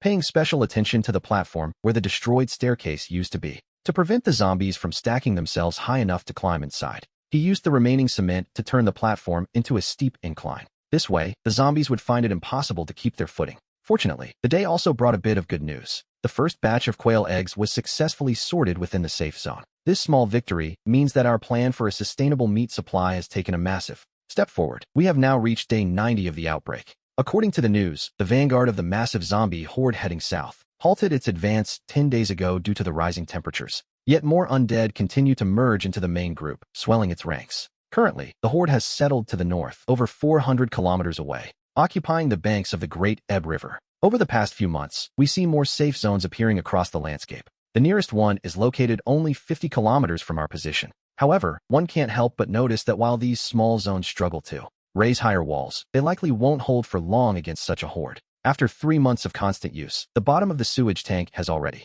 accumulated a rather considerable amount of solid waste. It happens to be raining today, so, using the weather as a convenient cover, the plan is to completely drain the tank and start fresh. The accumulated sludge will also be extracted through the bottom drainage outlet. Since they now have an excess of electricity, they even brought out all the heaters. They intend to dry out the moisture, compress the waste into blocks, and stack them in the solid waste area. The entire family donned their protective suits and respirators. His wife kept a close watch on the monitors, the dog, and the cats. The rest of the group headed to the tank to get to work. First, they completely emptied out the sewage tank. Next, they used the upper drainage outlet of the wastewater tank to give it a quick rinse. After disinfecting and soaking the sewage tank 8 times, they opened the lower drainage outlet of the wastewater tank to begin emptying it. This was the most tense moment as they moved slowly to the drainage outlet. It took them about an hour to drain all the water. He checked with his wife, who noted the zombies were taking shelter from the rain. At the main entrance, the drain at the bottom of the tank is more complicated. On one hand, there are sediments and the height is quite low,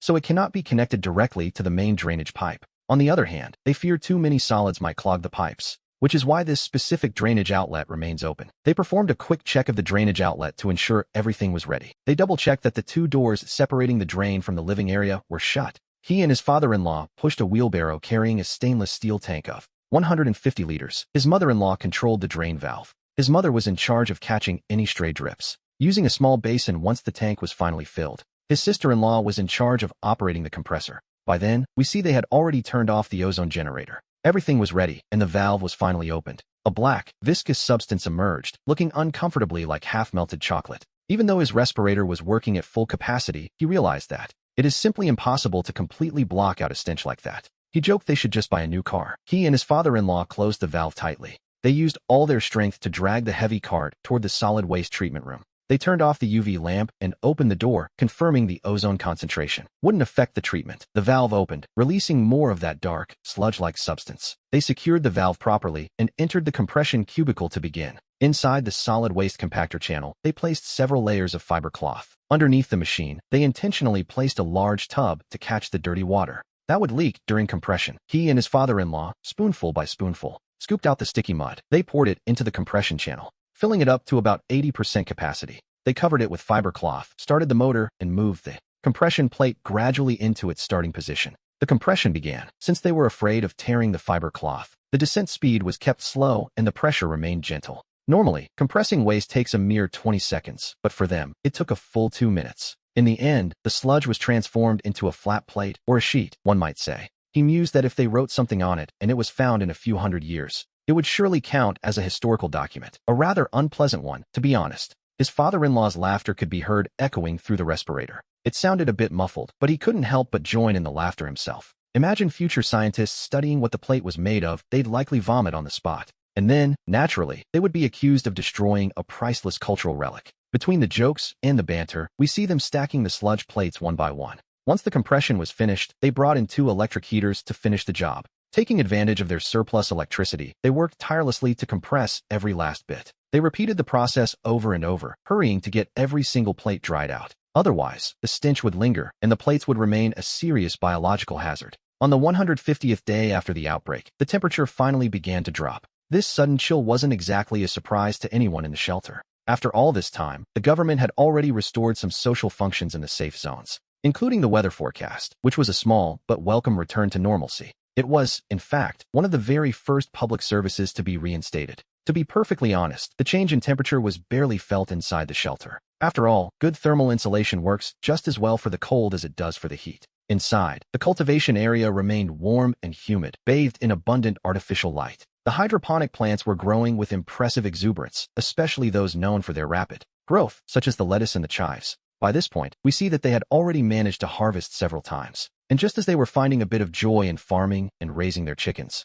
someone suddenly shouted through the headset, "There's trouble, come quickly." Returning to the living room, the voice of Toby could be heard crackling over the radio. With a voice bordering on panic, he said they had returned. And there were more than last time, all of them outsiders, apparently. There were so many of them, in fact, that they no longer fit in the streets. Throughout the following week, they spent their time listening to Toby's channel. He described the massive size of the zombie nest, clearly worried about being unable to go out and search for food. They heard him calculating exactly how much longer his supplies would last. Meanwhile, on the television, a new announcement was made. The government declared they would destroy the bridges with airstrikes to cut off the migration route of the zombie horde heading south. The plan was to annihilate the horde once they concentrated on the north bank of the river. During the next 50 days, moving from the far north of the country toward the south, every few days, news would arrive that another bridge had been destroyed in this place, or perhaps, that another massive horde of zombies had finally been eliminated. Day 220 of the outbreak had finally arrived. The temperature was steadily dropping, now hovering dangerously close to 0 degrees. In response, we see them checking every water pipe and all the heating equipment to prevent everything from freezing and eventually bursting. They also prepared themselves to keep the water running continuously as a precaution. As for their hydroponic crops, they harvested as much as they possibly could. The plants that clearly weren't going to survive the cold were all gathered together. They installed a circulation pump to create a constant, steady flow of water. Meanwhile, the massive zombie horde had already begun to move again. They reached the center of the country, where the network of rivers is incredibly dense. These rivers split the horde into fragments, reducing their size and limiting their movement. The freezing temperatures also forced the zombies to move much more slowly. The combination of all these factors made this specific region the perfect environment to finally eliminate them. The north of the country was now covered in snow. With the cities locked down, the few zombies that remained scattered there, those who hadn't migrated south, were simply no match for the army. So, in practice, one could say the apocalypse had already ended for the north. Reconstruction had already begun, though the situation in the south was quite different. The zombies there continued migrating south because the local forces lacked the capacity to stop them.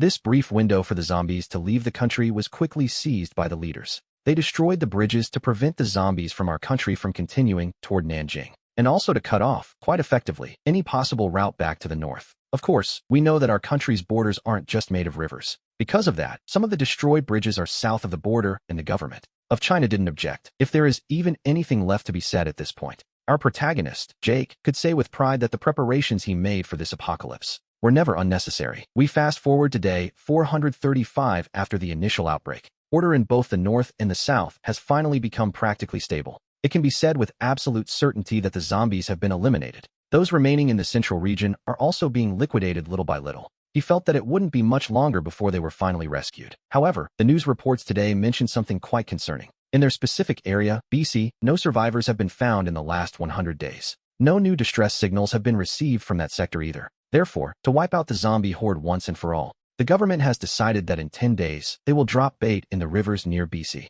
The plan is to concentrate the local zombies in BC and eliminate them quickly with a nuclear weapon. The nuclear weapon they plan to use is small, powerful, and has low residual radiation. It was developed independently by our country's scientists, who, naturally, hold all the intellectual property rights to the device. We see them all standing there, staring at one another in utter disbelief. A concentrated cleanup of their home, BC, using a nuclear weapon. A weapon? Deep down, they knew that would make their situation much worse. They wondered what was happening and how everything could just be blown to pieces. It seemed that for the crime of hiding too well, they had earned a nuclear bomb. He questioned if this place could even withstand such a blast, which, naturally, it couldn't. Jake told the others to stop overthinking and start packing. It was time to leave. The two cars were always ready, even though they hadn't been used in a year. According to the gauges, however, they were still in perfect working condition. Jake and his father-in-law sat down to discuss their next move. They decided they couldn't just leave without a proper plan in place. First, if they left, the shelter had to remain completely sealed. That way, if reconstruction ever began, they might be able to recover their belongings.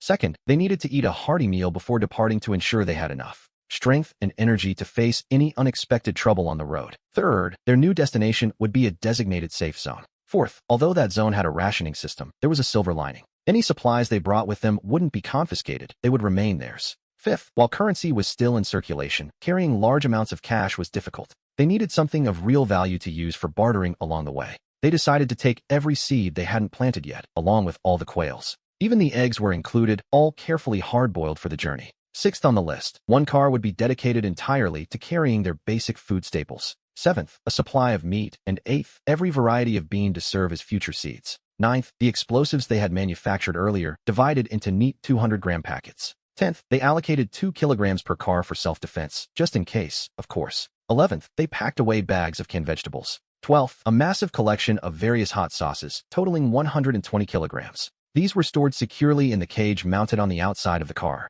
13th, each person was allotted 3 changes of clothes and 10 sets of undergarments. And finally, they gathered the battery packs. They would be distributing the battery packs for the first time as they organized their gear. To them, the equipment was what made the team, but survival depended on these future supplies. Before leaving, however, they had to deal with the zombie lingering in the complex. If they didn't, it would surely interfere with their final preparations. As it turned out, the solution to their problem was quite simple. They placed a chicken in the elevator as bait and waited for the creature to enter. Once it was inside, they shut the door and promptly cut the power. It worked perfectly. The flapping chicken drew the zombie in without a second thought. The moment it stepped inside, they hit the button from the 4th floor to seal it in.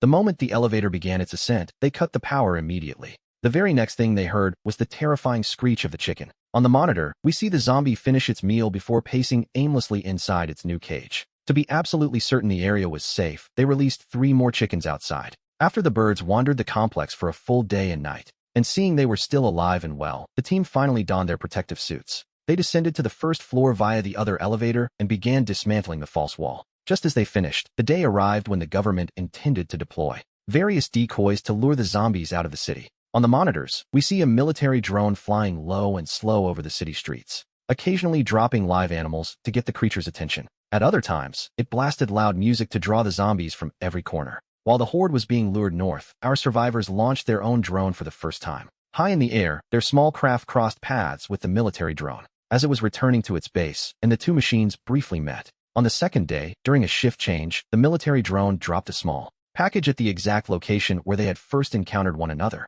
They retrieved it using their own drone and carefully brought it back to the complex. After disinfecting it several times, they found a military walkie-talkie and a letter inside. The first part of that letter confirmed the exact hour the war would begin. The second part of the letter confirmed the exact hour the war would begin, while the third detailed the evacuation route and the meeting point. The next section focused on the strict quarantine protocols and the necessary disinfection requirements. The third part discussed the safe zone, the protection of personal property, and provided an explanation of how job assignments would work under the new rationing system. Finally, the last part of the letter listed the supplies that were urgently needed within the safe zone. After reading the letter, Ryan was struck by a new idea. Aside from keeping their essential belongings, he realized the rest of their hoard could be shared entirely with the government in exchange for a bit of special treatment. After all, in their family, only 3 people were capable of hard labor, and they had 3 elderly members to care for. Obviously, that wasn't an advantage in a world governed by strict rationing. After negotiating with the government officials, they agreed that all their electrical appliances, batteries, and car parts